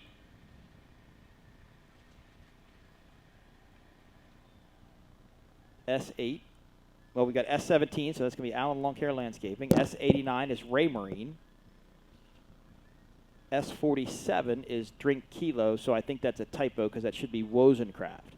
So heat number 2 will be Allen Lawn Care Landscaping, Diggin' Deep, Wozencraft, Drink Kilo, and Ray Marine, rounding out the second heat. So, Matt, let's talk about heat number 1. Again, heat number 1 will be Sayless MF, Team Bermuda, Celsius, X Insurance, Moxie Racing, and Coco's Monkey. Who do you like in heat 1? Oh, I think you should go first. Sorry. No, you're the guest. Oh, thank you. I'll take Celsius. Ooh, I like it. Well, I had one earlier, and I couldn't stop talking, so I'm... Huh? Oh, you go. Yes, that's me babbling. I'm sorry. Right. The Celsius kicking in. Is that what's happening? No, it kicked in before. It's going to get worse. I'm going to slow down a little. Oh, it's going to slow down. Oh, don't slow down. No, we don't need you to slow down. Okay, so you like Celsius in heat number 1. I'm going to go out on a limb with heat number 1, and I'm going to select Coco's Monkey. The Baginos do good in a rough water race. For some unknown reason, that boat does good in rough water. It's got good history in rough water. And that team, they're a good team. I really like them. I like Coco's Monkey. That's who I'm going to go with in heat number 1. That was going to be my second pick, too. Mm-hmm. So there you go. Your Either team way was we going to win. be my pick, and my team was going to be your pick, so you never know. All right, in Superstock qualifying heat number 2, it'll be Allen Lawn Care Landscaping, Diggin' Deep, Wozencraft, Drink Kilo, and Ray Marine. I think I know who you'll pick here, but I'll let you tell me. You do think you are, but I'm going to throw you a loop. I'm going to go with Wozencraft. Wow, okay, Wozencraft. I thought I knew who you would go with. I think I know who I'm going to go with. Who did you think? I'm going to give it to Allen Lawn Care Landscaping. That's always a good pick. They are a rough water team. That boat runs great in the rough water. Randy and Billy know that boat in rough water. When you talk to them, they want rough water because they run so much better at it. But my second choice, and I'd probably put it for a tie between who I would pick, would be Ray Marine. Cole Leibel, Gary Ballou. They're amazing. They're a great team. And they've had a great season. And if the water were looking a little less glassy, it looks like the wind's dropped, I would have been in Team Allen camp immediately. Yeah. But who knows? It could be lumpy out there. It's just hard to see it from here. It could bump back up. All right, we are going to go ahead and take another break. I believe the helicopter went to refuel. You're watching the 2025 Englewood Beach Waterfest presented by North Myrtle Beach RV Resort and Dry Dock Marina. Kirk and Mandy said we were saying it great today. Nice and pronunciated. North Myrtle Beach RV Resort you did a really good job with Dry Dock Marina. You did a great job with that. Because I don't have to say it fast. When I have to say it fast, it's and different. There's one more thing we haven't mentioned. We've talked a lot about, we mentioned Sean Steinert a few times, but Sean Steinert is actually the leader of the SSR Safety and Rescue Service team. It's not just Sean. He is a public face, but he has the most professional crew of rescue and safety personnel imaginable. These guys are just simply incredible. They've gone to work twice today, and guess what? They did their jobs perfectly both times. Every single time. And, of course, we have live stream sponsors to thank as well. We have North Myrtle Beach RV Resort, Minnesota Group, Saris Racing Performance Marine, Englewood Glass and Mirror, Fire Up Grill, Luke Brothers Construction, and Demon McKinney are sponsors for our live stream. And, of course, we have to thank, I forgot where that other piece of paper went, Charlotte County Tourism as well for having us here in Englewood. All right, we're going to wrap up this race. We will get an update from Race Control. We'll put a message up on the screen. Mike Uoski, Matt Trulio will be back right after this. It's going to be good. I ain't rich, but I damn sure want to be. Working like a dog all day ain't working for me. I wish I had a rich uncle that Welcome to the ultimate getaway, where adventure meets relaxation at North Myrtle Beach RV Resort and Dry Dock Marina, where every day feels like paradise. Settle in with waterfront camping, enjoy tropical vibes at our tiki bar, and make memories under the sun with us. Launch your waterway adventure by renting one of our pontoon boats or catch a wave on our Flow Rider surf simulator. North Myrtle Beach RV Resort, where camping, boating, and good times flow together. Book your stay today, 843-390-4FUN, or float on over to nmbrvresort.com.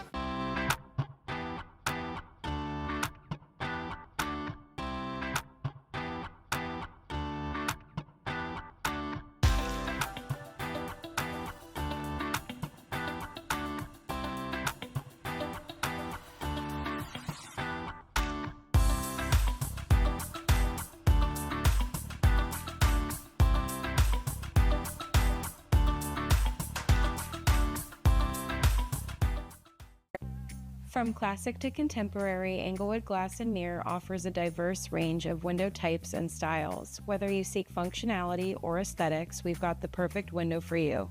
Click here to get started.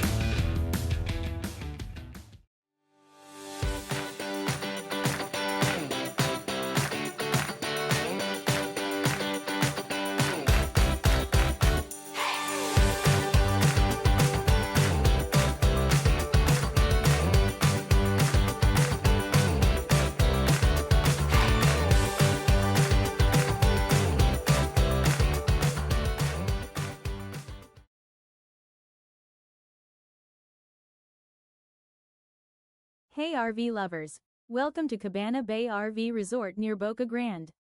This isn't just camping, it's luxury living. Enjoy a sparkling pool and spa, stunning clubhouse, fitness center, pickleball, dog park, laundry, and direct trail access. Own your RV lot from $150,000, or rent a site with brick paver pads, full hookups, and optional private casita. Discover the getaway everyone's talking about. Visit CabanaBayRVResort.com today.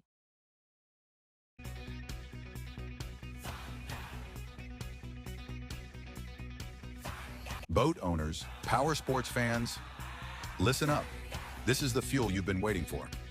E-Free Street 93 from Fuel One Team is 93 octane, non-ethanol gas with slipstream additive. That means more power, smoother rides, and no ethanol headaches. Keep your engines clean, strong, and ready for anything. Only with Fuel One Team. Looking for the perfect taste of island life? Start your day or wind it down at Lock and Key Restaurant, home of great food, friendly faces, and the famous pull tab happy hour everybody's talking about. Come for the drinks, stay for the laughs, and enjoy those unbeatable Gulf views. Then slide next door to Sandbar and Tiki Grill, where live music, tropical cocktails, and island-inspired bites set the tone for pure Minnesota Key fun. And don't forget, Magnolia's on the Bay and Manasota Key Marina will both be reopening soon, bringing even more of what you love to the Key. Manasota Key Group, located on beautiful Manasota Key, Florida.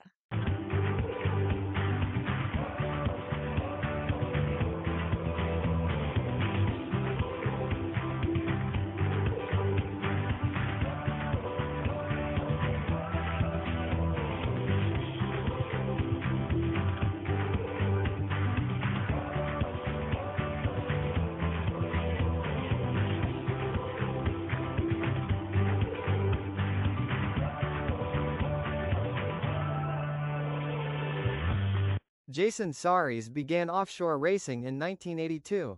That year, he earned his first win driving Sheer Terror. 4 decades later, Jason has captured 7 national and 8 world championships. His experience in racing and marine engineering drives Team Saris Performance Marine, where precision and performance meet. Since 2009, Jason and his son Johnny continue powering success on today's offshore circuit. 40 years of offshore racing experience are applied every day at Team Saris Performance Marine. Women have no business driving boats. Nobody says it out loud, but in the boating world, that still seems to be the unwritten rule. And we are here to change that. We've teamed up to create a place for women to belong on the water, not just as passengers, but as drivers. The She Drives movement is about confidence at the helm, docking, towing, throttling, and yes, even racing. So, do you dare to drive? Because it's your turn. Follow us at Leanna, River Hotties, and Demon Bikini Race Team. We're just getting started. Ladies and gentlemen, welcome back. 2025 Englewood Beach Waterfest 2025, presented by North Myrtle Beach RV Resort and Dry Dock Marine. 2 more races to go, Matt. 2 sprint races, we'll call them here, as we've got 2 3-lap Superstock qualifiers. I've been waiting for this all day. I don't know about you, Mike. I think it's going to be exciting, to say the least. These are very competitive boats, all catamarans, all Mercury Racing powered 300 horsepower outboard engines. Of course, these boats used to run the 280 Mercury 2-stroke engines, and then as a group decided to go to the 300s because the 280s have been discontinued for quite a few years, and getting parts for them, so on and so forth, was hard. The Mercury Racing 300s have the typical 20-inch midsection on them that comes stock, but Mercury has come out with a 15-inch midsection that I think the entire class will go with for 2026. Big investment to make that change, and I don't think anybody wanted to do it before Key West just because of test time. And, as happens in offshore racing, conditions have changed again. I don't know if it's bumpy outside. I'm sure someone from Start Finish Boat will let me know, but the wind has picked up a little bit. It's not blowing hard, but it's enough to move. And there's a little bit there's a little bit of a roller out there. So yeah. I go back to my Heat 2 winner choice of Allen Lawn Care Landscaping with the rougher conditions. All over the Team Allen camp, aren't you? It's their time. I feel it's their shot to do it. If it's got a bump, like I said, that boat really likes it. So that's my prerogative, and I'm sticking to it, buddy. Well, and the saying goes, it couldn't happen to a nicer guy, but in Bill Allen's case, it's true. He may be one of the nicest, most gracious human beings in the sport today. And Randy Keys also. Oh, yeah. Good Very guy. nice guy. Ran Clovar in factory stock when it was the 450 days. Then he stepped up to do Supercat, bought the 4-person Supercat boat that is now, believe it or not, Dirty Money. But then let's go back to my first pick, Celsius. I mean, if owner-driver Chris Hopgood, I don't know a nicer guy than him either, or greater gentleman, or greater ambassador for the sport. And, Jay Muller, his throttle man, just not a bad guy either. Class 1. So Jay knows probably the best out of any team right now what these conditions are out here. Yeah. Because he just ran in Class 1. So he could have texted and said, hey, let's do this or let's do that. These boats are super hypersensitive to set up. With weight. No ballast tanks in these catamarans, but they do run weight bags and lead weight throughout the boat to kind of balance it out. And, of course, let's talk about Ray Marine, Cole Leibel, Gary Ballou. Well, I mean, who has a new boat built, by the way, and the one you'll see here, the green livery boat, is for sale. Gary Ballou has such a extensive history in stock racing, super stock racing, XCAT. If it's got 2 sponsons and an outboard on the end of it or a couple, Gary Ballou's probably driven it. Yep. His experience is pretty much unmatched. Cole Leibel comes from a boating family, has a famous uncle who was a racer. Yep. And he's always liked to go fast, and he's proven it. That team has steadily improved since Cole got into the game. 100%. 100% they have. And Gary Ballou's personal boat was the debut boat for the new Mercury Racing 300 horsepower outboard engine. The white one, that's his victory boat that they're testing those motors with. So, obviously he's got some connections in order to be able to do that. So, Gary Ballou, of course, raced XCAT overseas, multi-time world champion over there as well. So, tons of experience in this class. This is, without a doubt, probably the most exciting class in offshore powerboat racing right now. As you mentioned earlier, it has the highest boat count, up to 15 at certain events this summer, and just super competitive. New teams, you got Wozencraft as a new team for 2025. Drink Kilo is a new team for 2025. Big and Deep's a new team for 2025. X Insurance Moxie Racing is a new team for 25. Dima Bikini new last year, I want to say. Well, Wozencraft was my pick for the second heat. First heat. What's the first? First heat. Celsius was my pick for the second. I got my heats picked up. No, Celsius. No, you're right. Sorry, Celsius was the first heat. Wozencraft was the second heat. Sorry. I love it when he corrects me, and I'm right. Anyway, what I can say is Wozencraft started strong with Jeremy Cheetah and Julian Maldonado. Now Julian is not here, so we'll see how they run. Well, it's recent. Reese Langheim is going to be in Wozencraft. Which is another experienced human being to put in a super stock boat. Reese with the Jackhammer team and Julian had phenomenal success. Yep. And look, for heat number one, I was right on the verge of going with, in fact, I did. I went with Coco's Monkey. The Bojonos, Pete and AJ Bojono in Coco's Monkey. I like them. That boat, another good rough water boat. Also for sale if you wanted to buy it and go super stock racing. I recently met both Boginos, AJ and his dad, up in at Seneca Lake Poker Super Run nice this summer. guys. Oh, he's not afraid of give you his opinion. No, and I actually makes him fun. I actually met the owner of Coco's Monkey. I think I met her actually in Sheboygan and became friends with her.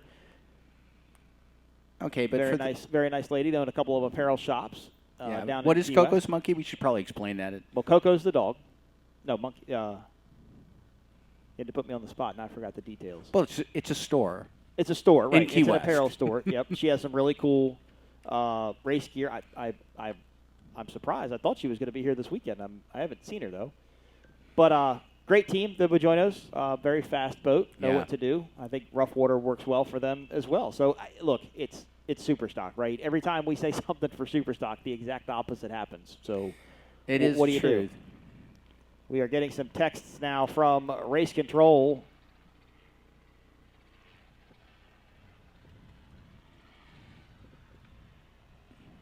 I think they were waiting on Towboat, who was trying to pump out.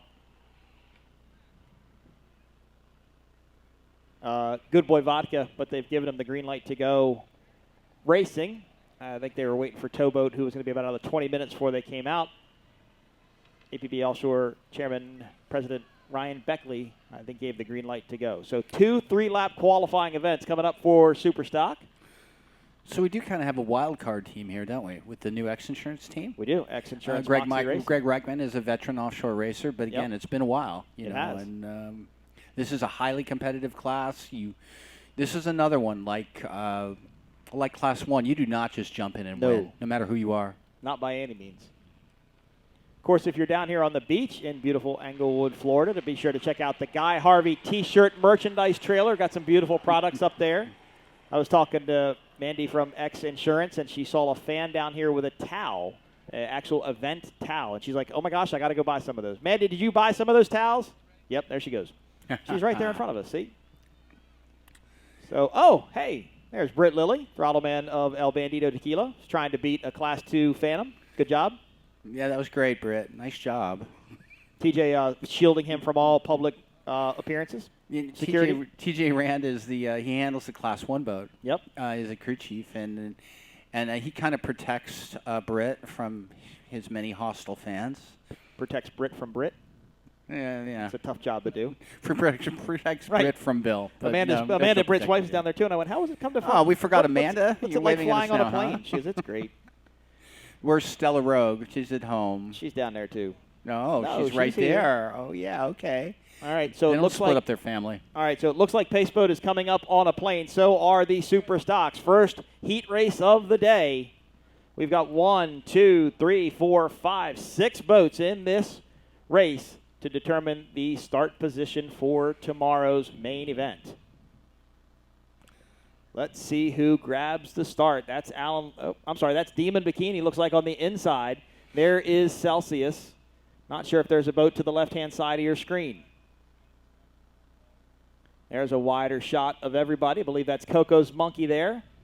I think that's Digging Deep, Say Less MF, as we get ready to go racing. And we are green flag racing here in Super Stock, heat number 1. Look at that. Good start for Demon Bikini on the inside. Here comes Coco's Monkey, Celsius. That's Team Bermuda. And look at the start here. Look at Coco's Monkey, but look at Team Bermuda on the outside. Holy cow, what a start. And Matt, X Insurance, Moxie, they were kind of accelerating good outside as well.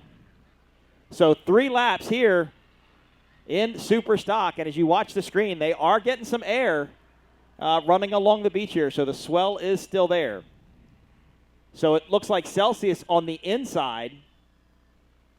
Coco's Monkey in the middle. Team Bermuda. X Insurance Moxie going way out wide. Want to carry more speed through the corner. Let's see if it works out. Cloudy conditions out here. A lot of teams said it was hard to see this southern buoy just because of how far it was and just the conditions in general. Yeah, the water's monochromatic. You're not going to see a whole lot of color, and it's just flat gray. What you see on the screen there is kind of what we see here. There's no brightness to it, if you would. All right, they go into the corners. Demon Bikini, slowed a lot through the corner. Say Less MF had to dive back to the inside. Not sure what happened there. Let's see who comes away with the lead. This is going to kind of be the deciding factor of this race. Who can get around this corner the best? It was Celsius and Coco's Monkey battling. As we go back live at Celsius, Matt, that's Coco's Monkey in the lead. Big air there by Coco's Monkey, by Celsius. Team Bermuda in third. So 2 Doug Wrights out to the early lead. Well, actually, they're mostly Doug Wrights in this class, except for Say Less. As here comes Coco's Monkey on the right and Celsius on the left. That's Bermuda behind them. And then kind of hard to tell. I think it's Demon Bikini and Say Less. As they come into the dogleg for the first time, Matt, you can see, big air there by, I think that was Coco's Monkey. Matt, it's not calm. No, it's not calm. It's what do you call it, sporty, semi-sporty? Sporty? I'd give it sporty conditions today, sure. It looks like Coco's Monkey is in the lead, though. Celsius is in second. And I can't tell. It looked like maybe Say Less MF was trying to make a move around the outside of this group. Let's see how this shakes out. Coco's Monkey, Celsius. That's Team Bermuda, And then we have the X Insurance Moxie team. So, Matt, they made a good charge on the outside through that first turn and through the dogleg. Wow, look at Celsius. I think Coco's Monkey made a mistake there, Matt. They went out really wide. They're kind of Celsius is really pulling. It took advantage of whatever Coco's Monkey did. Yeah, I think Coco's Monkey just maybe went a little bit too wide through something. So Celsius now out to the lead.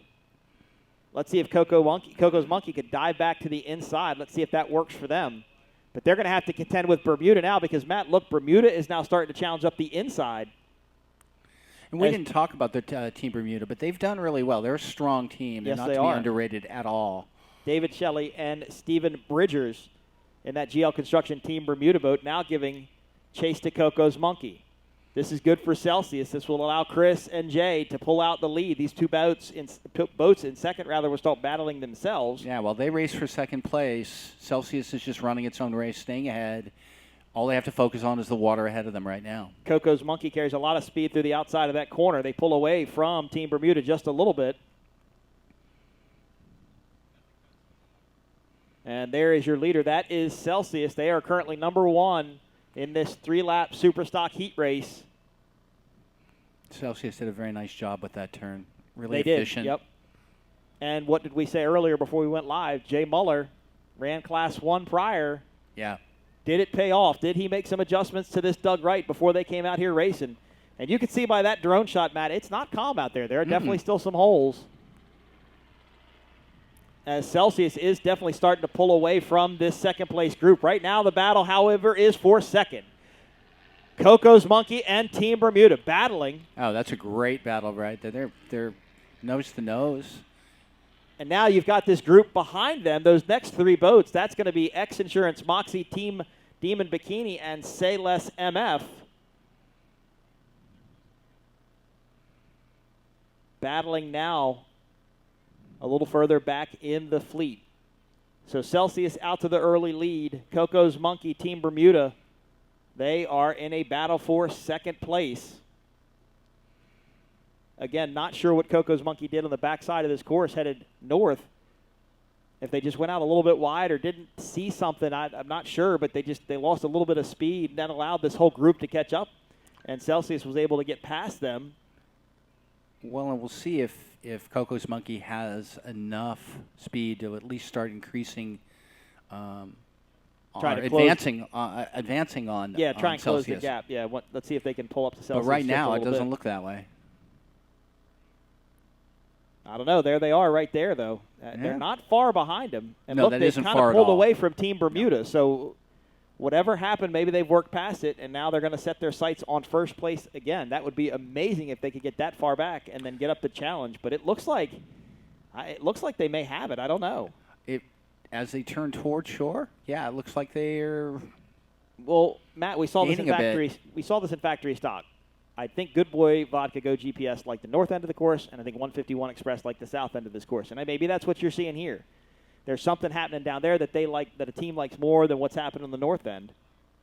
And they're not far behind. I mean, they're right there within striking distance. But look at Team Bermuda.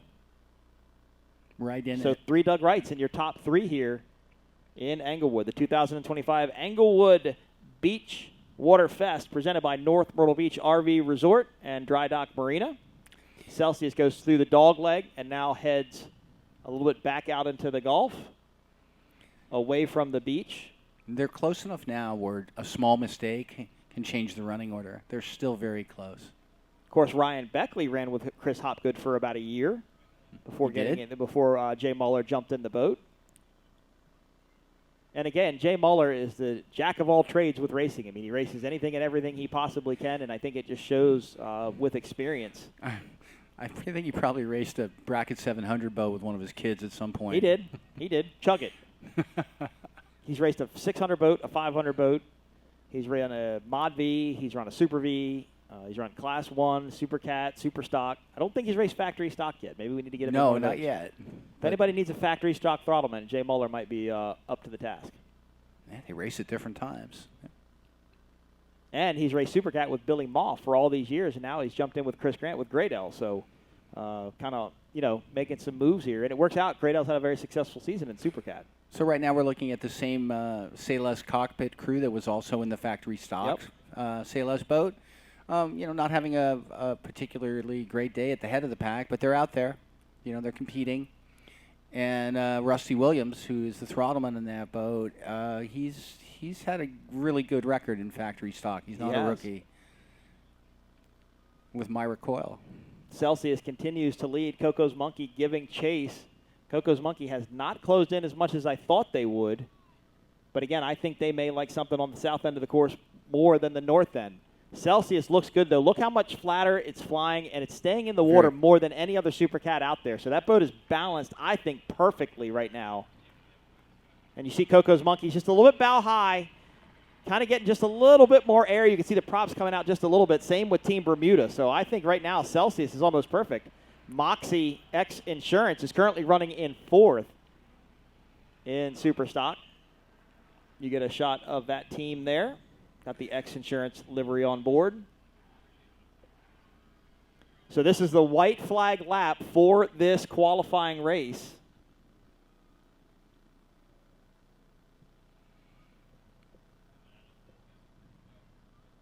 As there we go, Celsius, Coco's Monkey, and Team Bermuda, top 3. Matt, if Coco's Monkey has to make a move, it's got to be now. They've got to hold it. They've got to get in there within striking distance. It's a tall order for where they are. It's not impossible, but it would take. I think it will take a mistake on the part of Celsius or mechanical? Possibly. Yep. It would have to be a pretty big mistake, or any mechanical will do it, but a mistake would have to be fairly large. Well, last time we saw this shot, Coco's Monkey was in our view. The last time they went through this turn and we're watching it on our monitor, they were within view of Celsius, and they are not now. So maybe the boat is not doing what they want it to do in these conditions. As it gets lighter, they're having to run it a little bit more conservatively. Well, oh, nope, could be wrong. They're right there. Well, they turn toward shore, so it's a different perspective. It is. And it's hard to tell where they are when you look at them down the tunnel like this, because they kind of look like they're side by side. But once they make the turn back through the dogleg, then you'll kind of get an understanding of how far apart they are. Yeah, the head-on perspective when you're watching on a screen, it's the most difficult to determine who's ahead, who is where in the current order of the race.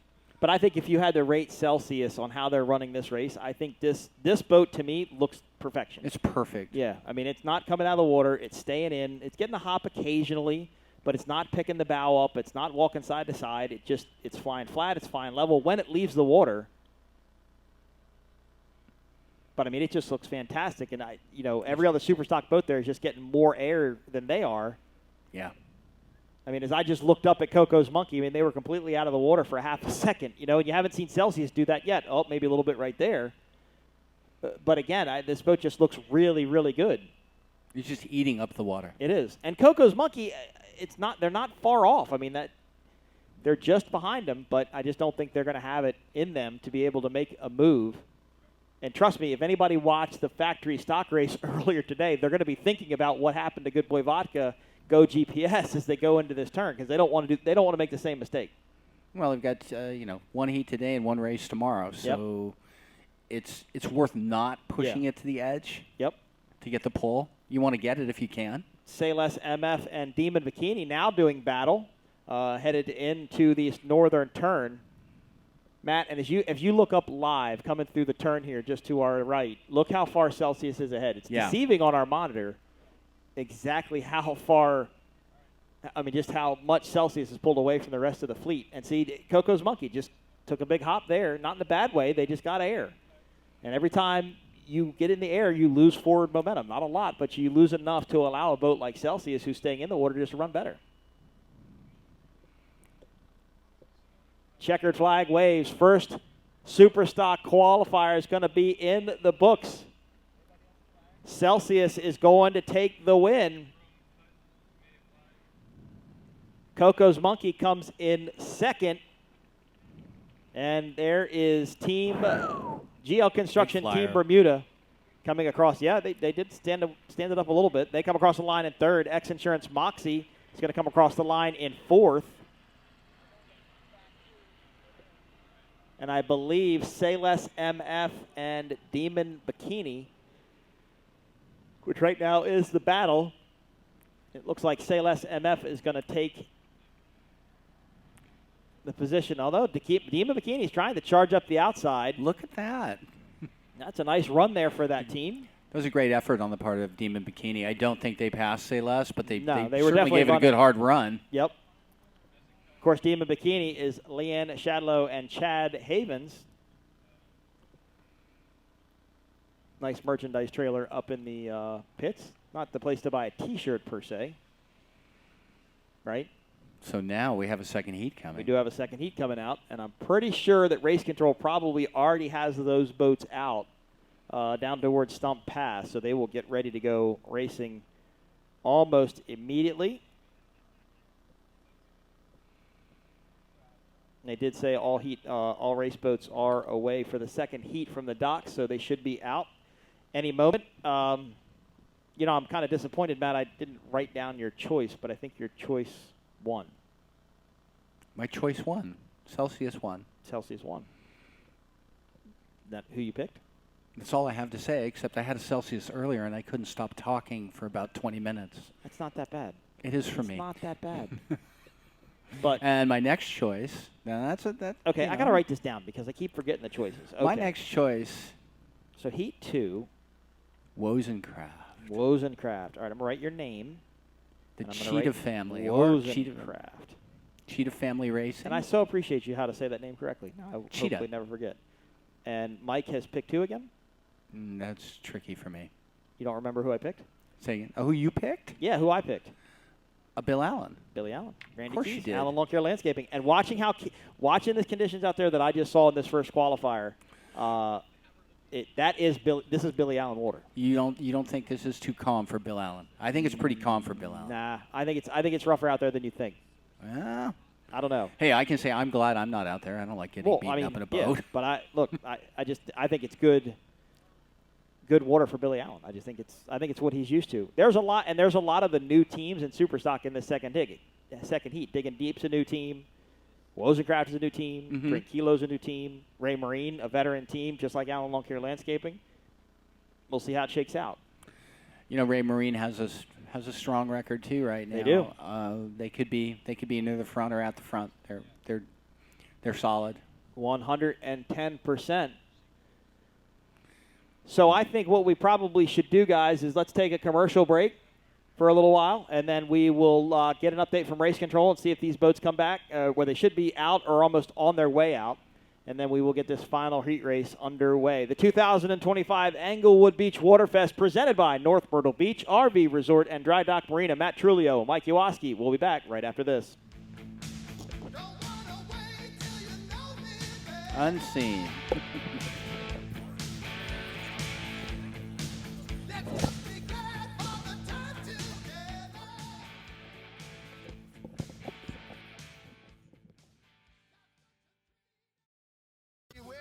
Welcome to the ultimate getaway, where adventure meets relaxation at North Myrtle Beach RV Resort and Dry Dock Marina, where every day feels like paradise. Settle in with waterfront camping, enjoy tropical vibes at our tiki bar, and make memories under the sun with us. Launch your waterway adventure by renting one of our pontoon boats or catch a wave on our Flow Rider surf simulator. North Myrtle Beach RV Resort, where camping, boating, and good times flow together. Book your stay today, 843-390-4FUN, or float on over to nmbRVresort.com.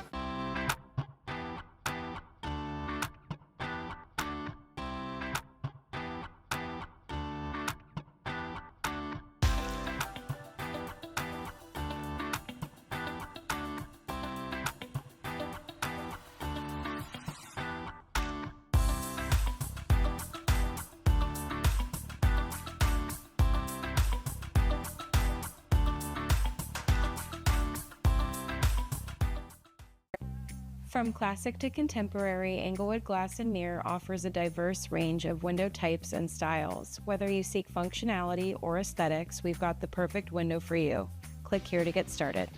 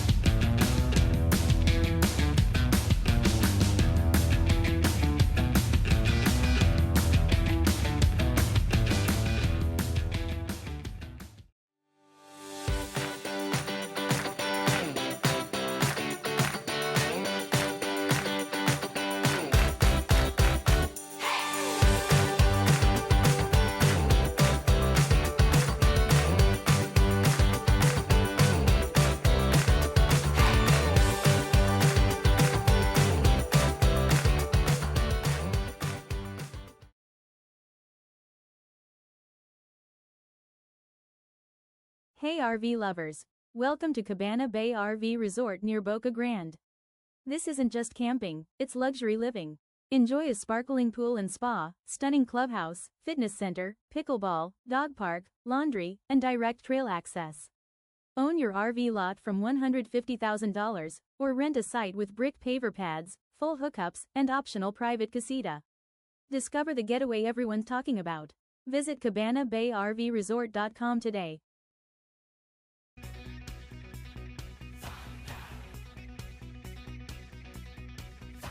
Boat owners, power sports fans, listen up. This is the fuel you've been waiting for.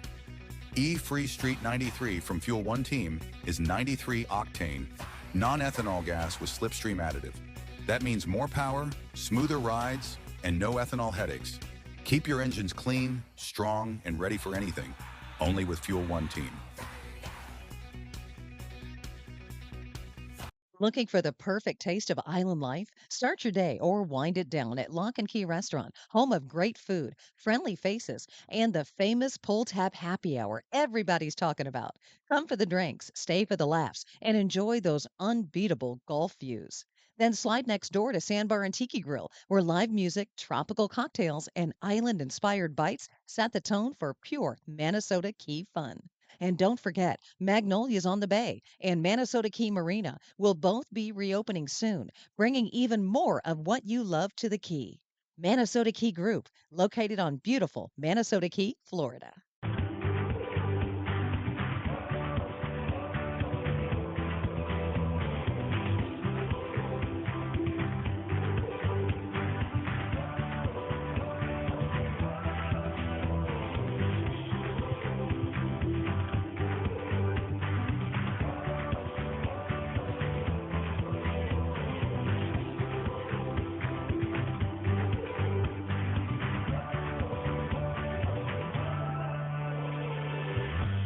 Jason Saris began offshore racing in 1982.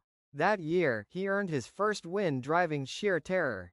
4 decades later, Jason has captured 7 national and 8 world championships. His experience in racing and marine engineering drives Team Saris Performance Marine, where precision and performance meet.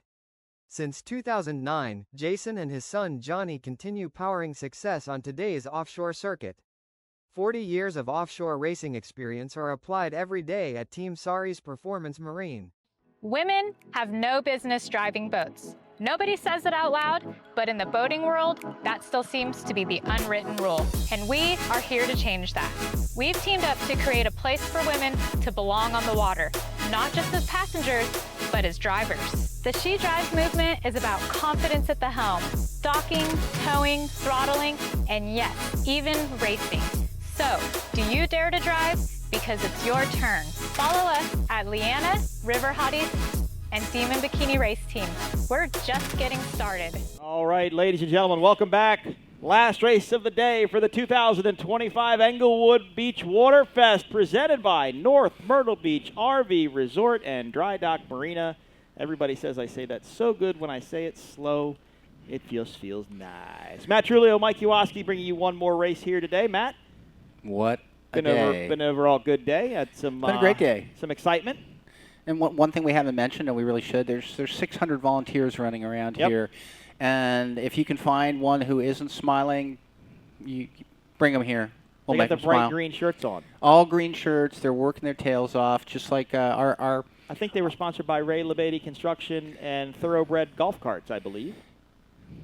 Ray didn't turn around and give me a signal when I said that. He must be. There we go. One more thank you, too, for the team at Unscene Productions, who's producing this thing. And I think you guys did an excellent job. You're doing an excellent job. Tons of compliments all around. Really well done. All around the group. So thank you to you guys very much. One more qualifying race for Super Stock. In this one, we've got Allen Lawn Care Landscaping, Digging Deep, Wozencraft, Drink Kilo, and Ray Marine. Oh, it's going to be a good race. Lauren Liable sent you a nice message as well. Yeah, I heard from Cole's Uncle Lauren. He's paying attention. I heard from a bunch of different people.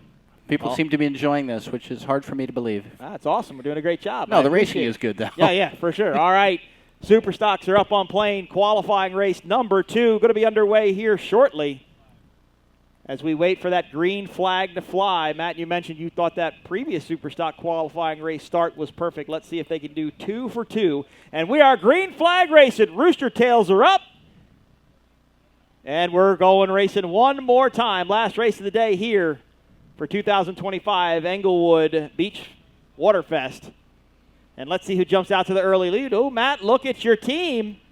Wozencraft out to the early lead, but look at Ray Marine on the outside, pouring on the speed in that green liveried hull. There is Drink Kilo. And he is... Oh, big hop there by Drink Kilo right off the beach. Off to the races in Ray Marine right now. All right, Gary Ballou, Cole Leibel, Ray Marine currently in the lead. Whole bunch of Super Stocks giving chase. Man, Drink Kilo looks really loose, carrying the bow a lot. as they head towards this turn on the south end of this course. Again, 3 laps for this qualifying race. All this will determine the start position for tomorrow's Super Stock main event, we'll call it. I think that's a good term. Oh, that's going to be fun. Ooh, Super Stock main event. I like how that comes, how that rolls off the tongue. Allen Lawn Care Landscaping on the inside of this group. There is Wozencraft. Kind of hard to tell from our vantage point what's what, but we'll see as they go through the turn. Maintain lanes through the first turn. I believe that's digging deep on the inside. Matt, look how far Ray Marine has stretched it out already. That's Wozencraft, it looks like, currently in second. Where is Allen Lawn Care Landscaping? I'm somewhat biased at this Obviously, point. but you know what? Look at Ray Marine, and they're. That is a Victory Hull green livery currently for sale. I don't think Gary Ballou comes with it, but you could probably ask. No, Won't I be don't received think so. well, I don't think, but you never know. Maybe for a price. All right, that's Wozencraft, and there's Allen Lawn Care Landscaping. Right now battling with Wozencraft for second place. As we mentioned earlier, this is exactly what Ray Marine would want to see because this will kind of slow down the boats behind them as they battle each other. Big hop there by Ray Marine, so definitely didn't calm down. I'm telling you, this is Allen Lawn Care Landscaping water, though. I mean, if they can get up there with Ray Marine, I think they can present a nice challenge. Doug Wright versus Victory Hull. Well, it's a short race. It's a bit of a sprint race. A bit of a sprint race, yep. And it looks like Allen is closer than I would have anticipated as you kind of lose sight of them there in the rooster tail. They're going to have to jump back to the outside, though.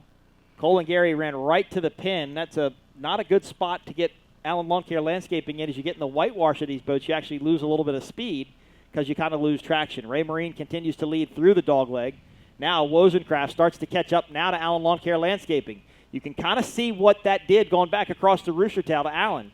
It slowed him down and it allowed Wozencraft to get back on the inside. Tricky part about a dogleg is the inside boat through the dogleg is the outside boat through the next turn. It's an equalizer. It is an equalizer, yep.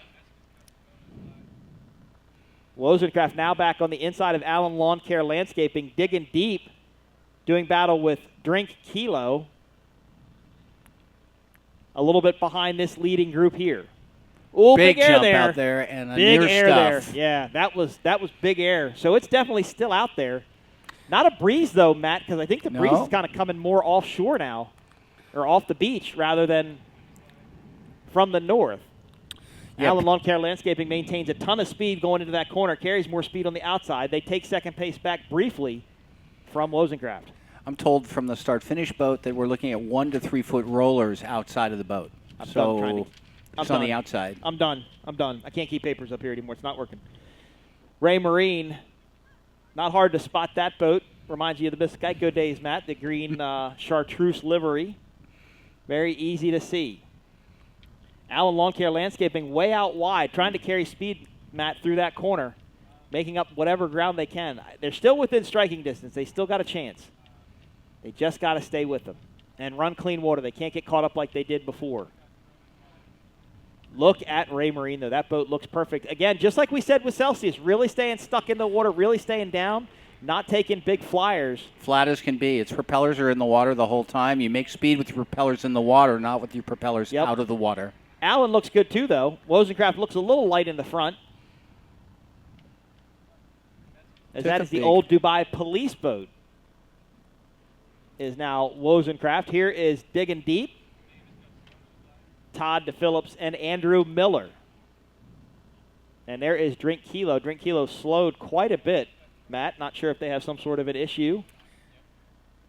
They don't seem to be running full power, that's for sure. So Ray Marine continues to lead. This time by, we will have one more lap for this Super Stock qualifier, and that will wrap up the first day of racing here in Englewood. As you mentioned, thank you to Unscene Productions. Did a great job producing this race today. Ralph, Ray, all the volunteers here. All the volunteers here. And there's a lot. It is a lot. Could not be done without you folks. And, of course, I've seen the police riding up and down the beach on their ATVs and UTVs. Fire department, thank you to the municipalities, fire, EMS, and police for helping us. And, of course, our military services fighting for our freedom, making it possible to do what we get to do on the weekends and have fun. Well, and as you'd expect, we've lost some of our beach crowd. It's late in the afternoon, but But the city of Englewood Beach has supported this event so beautifully. Yep. And they genuinely seem to appreciate having the races here. It's nice. Sean Steiner, if you didn't think you got an air show when you came to a boat race, you should have just looked up for a couple of seconds as they did a nice fly over the beach there.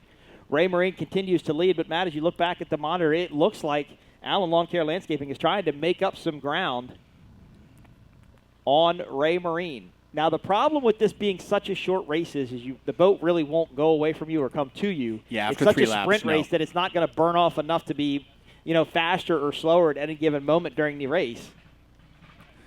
But Allen Lawn Care Landscaping is right there with them. But just look at Ray Marine. It's just like Celsius. It's perfection on the water. It's just running level. They are getting some pretty big air out there on the outside though. And you got to wonder, Matt, if Allen Lawn Care Landscaping just didn't get the best start. Again, this is their type of water.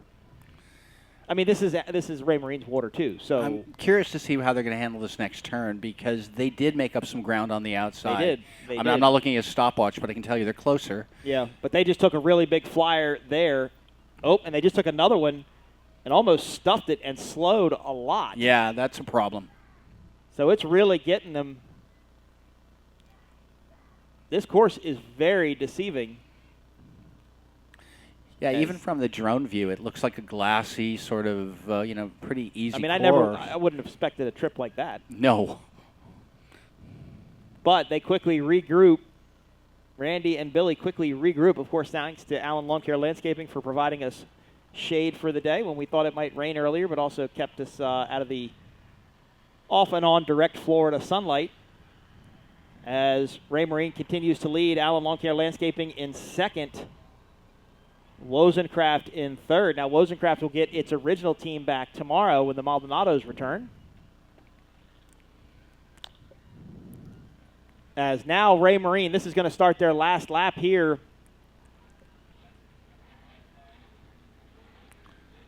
Allen's getting a bit loose there. Yeah, a little bit. I think they're going to run it to the edge and try and do everything they can.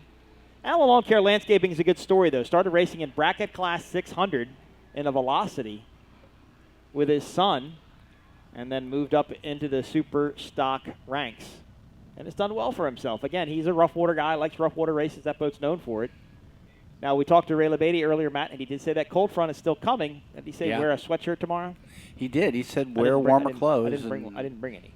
Well, me neither. Okay. You'd be doubling up with T-shirts, you I live guess. here now, so what do you? I would expect. But nothing this, less. Since I live in Florida, I can say this is the most comfortable I've been in Florida since May. Here comes Digging Deep. They are currently running, I believe, in 5th place in this super stock race. Getting some air there. Of course, Todd DePhillips is a pretty well-known outboard racer and setup guy as well. He's been at it a long time.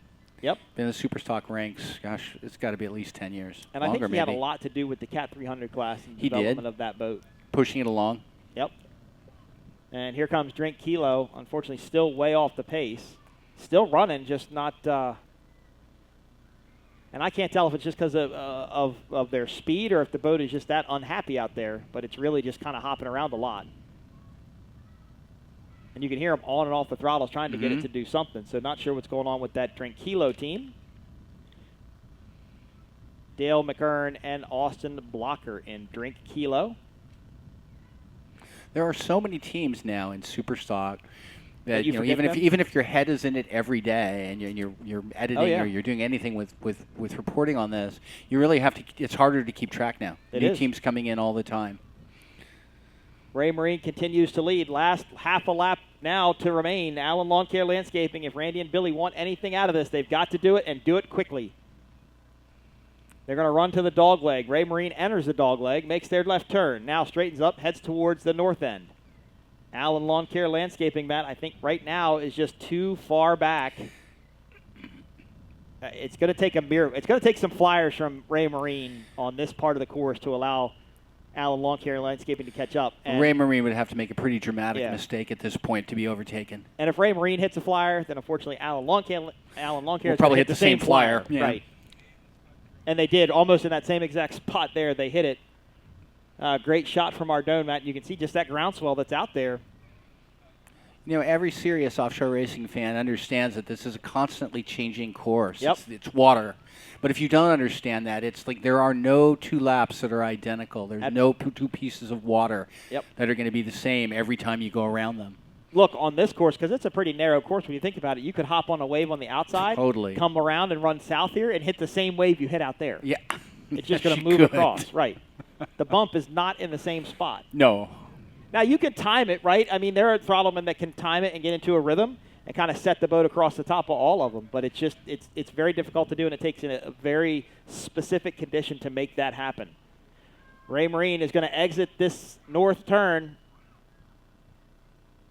And Alan Lawn Care Landscaping is currently in second. Ran pretty tight there, Matt, right up against the pin. Running a short distance around this course.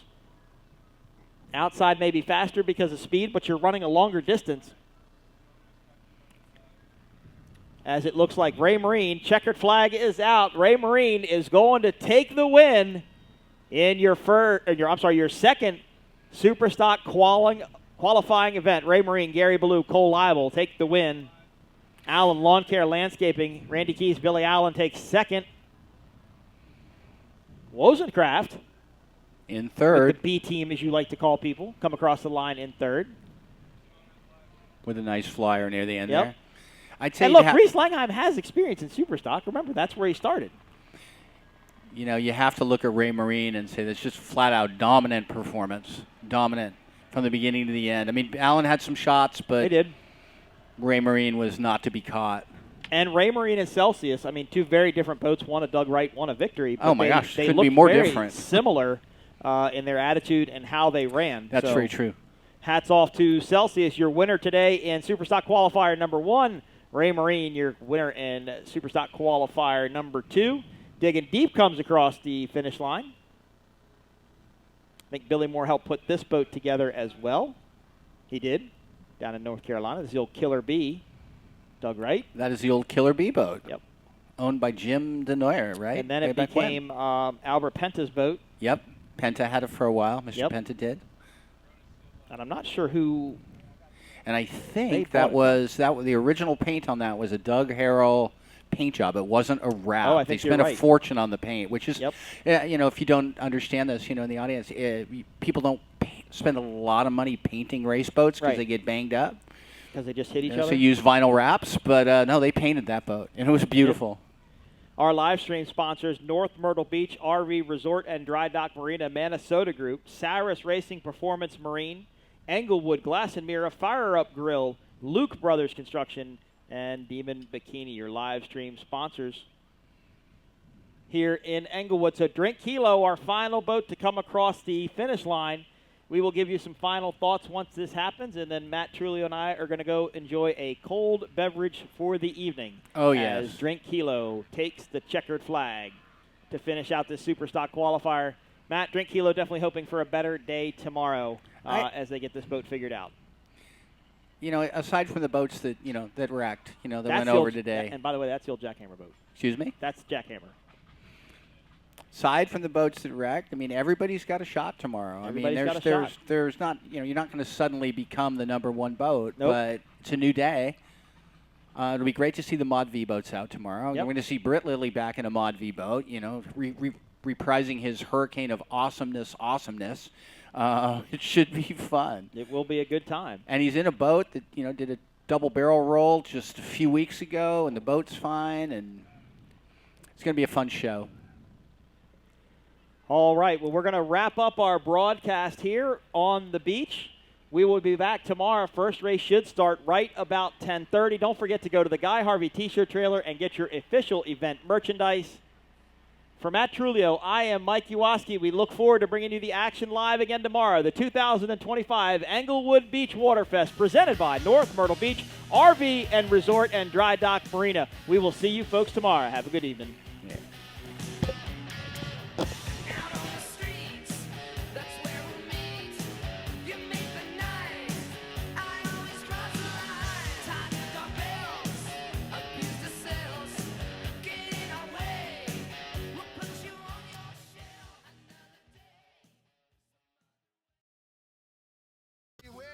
Welcome to the ultimate getaway, where adventure meets relaxation at North Myrtle Beach RV Resort and Dry Dock Marina, where every day feels like paradise. Settle in with waterfront camping, enjoy tropical vibes at our tiki bar, and make memories under the sun with us. Launch your waterway adventure by renting one of our pontoon boats or catch a wave on our Flow Rider surf simulator. North Myrtle Beach RV Resort, where camping, boating, and good times flow together.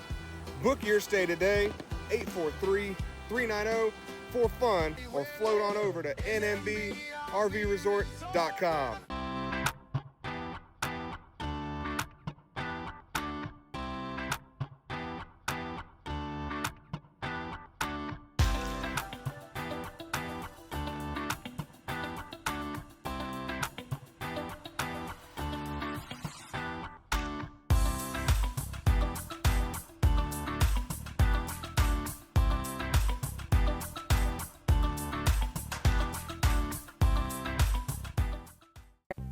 From classic to contemporary, Englewood Glass and Mirror offers a diverse range of window types and styles. Whether you seek functionality or aesthetics, we've got the perfect window for you.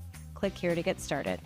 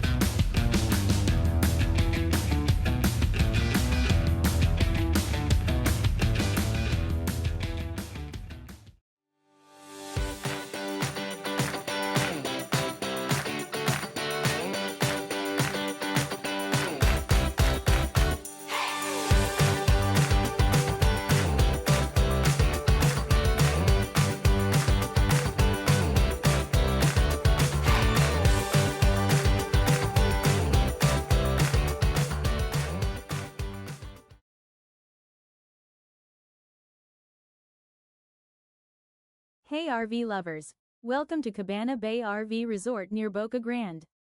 This isn't just camping, it's luxury living. Enjoy a sparkling pool and spa, stunning clubhouse, fitness center, pickleball, dog park, laundry, and direct trail access.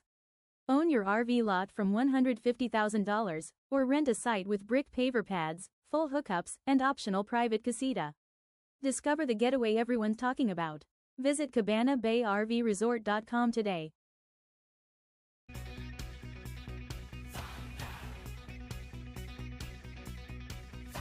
Boat owners, power sports fans, listen up. This is the fuel you've been waiting for. E-Free Street 93 from Fuel One Team is 93 octane, non-ethanol gas with slipstream additive. That means more power, smoother rides, and no ethanol headaches. Keep your engines clean, strong, and ready for anything. Only with Fuel One Team.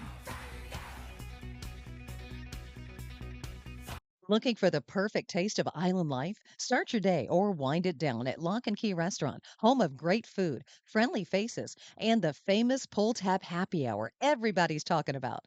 Come for the drinks, stay for the laughs, and enjoy those unbeatable Gulf views. Then slide next door to Sandbar and Tiki Grill, where live music, tropical cocktails, and island-inspired bites set the tone for pure Minnesota Key fun. And don't forget, Magnolia's on the Bay and Minnesota Key Marina will both be reopening soon, bringing even more of what you love to the Key.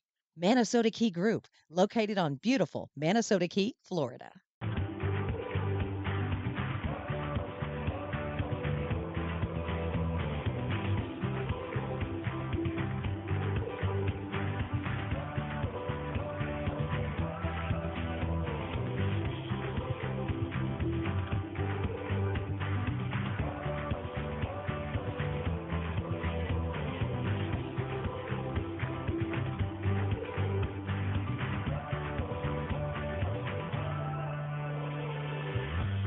Jason Saris began offshore racing in 1982. That year, he earned his first win driving Sheer Terror. 4 decades later, Jason has captured 7 national and 8 world championships. His experience in racing and marine engineering drives Team Saris Performance Marine, where precision and performance meet. Since 2009, Jason and his son Johnny continue powering success on today's offshore circuit. 40 years of offshore racing experience are applied every day at Team Sari's Performance Marine. Women have no business driving boats. Nobody says it out loud, but in the boating world, that still seems to be the unwritten rule. And we are here to change that. We've teamed up to create a place for women to belong on the water, not just as passengers, but as drivers. The She Drives movement is about confidence at the helm, docking, towing, throttling, and yes, even racing. So, do you dare to drive? Because it's your turn. Follow us at Leanna, River Hotties, and Demon Bikini Race Team. We're just getting started.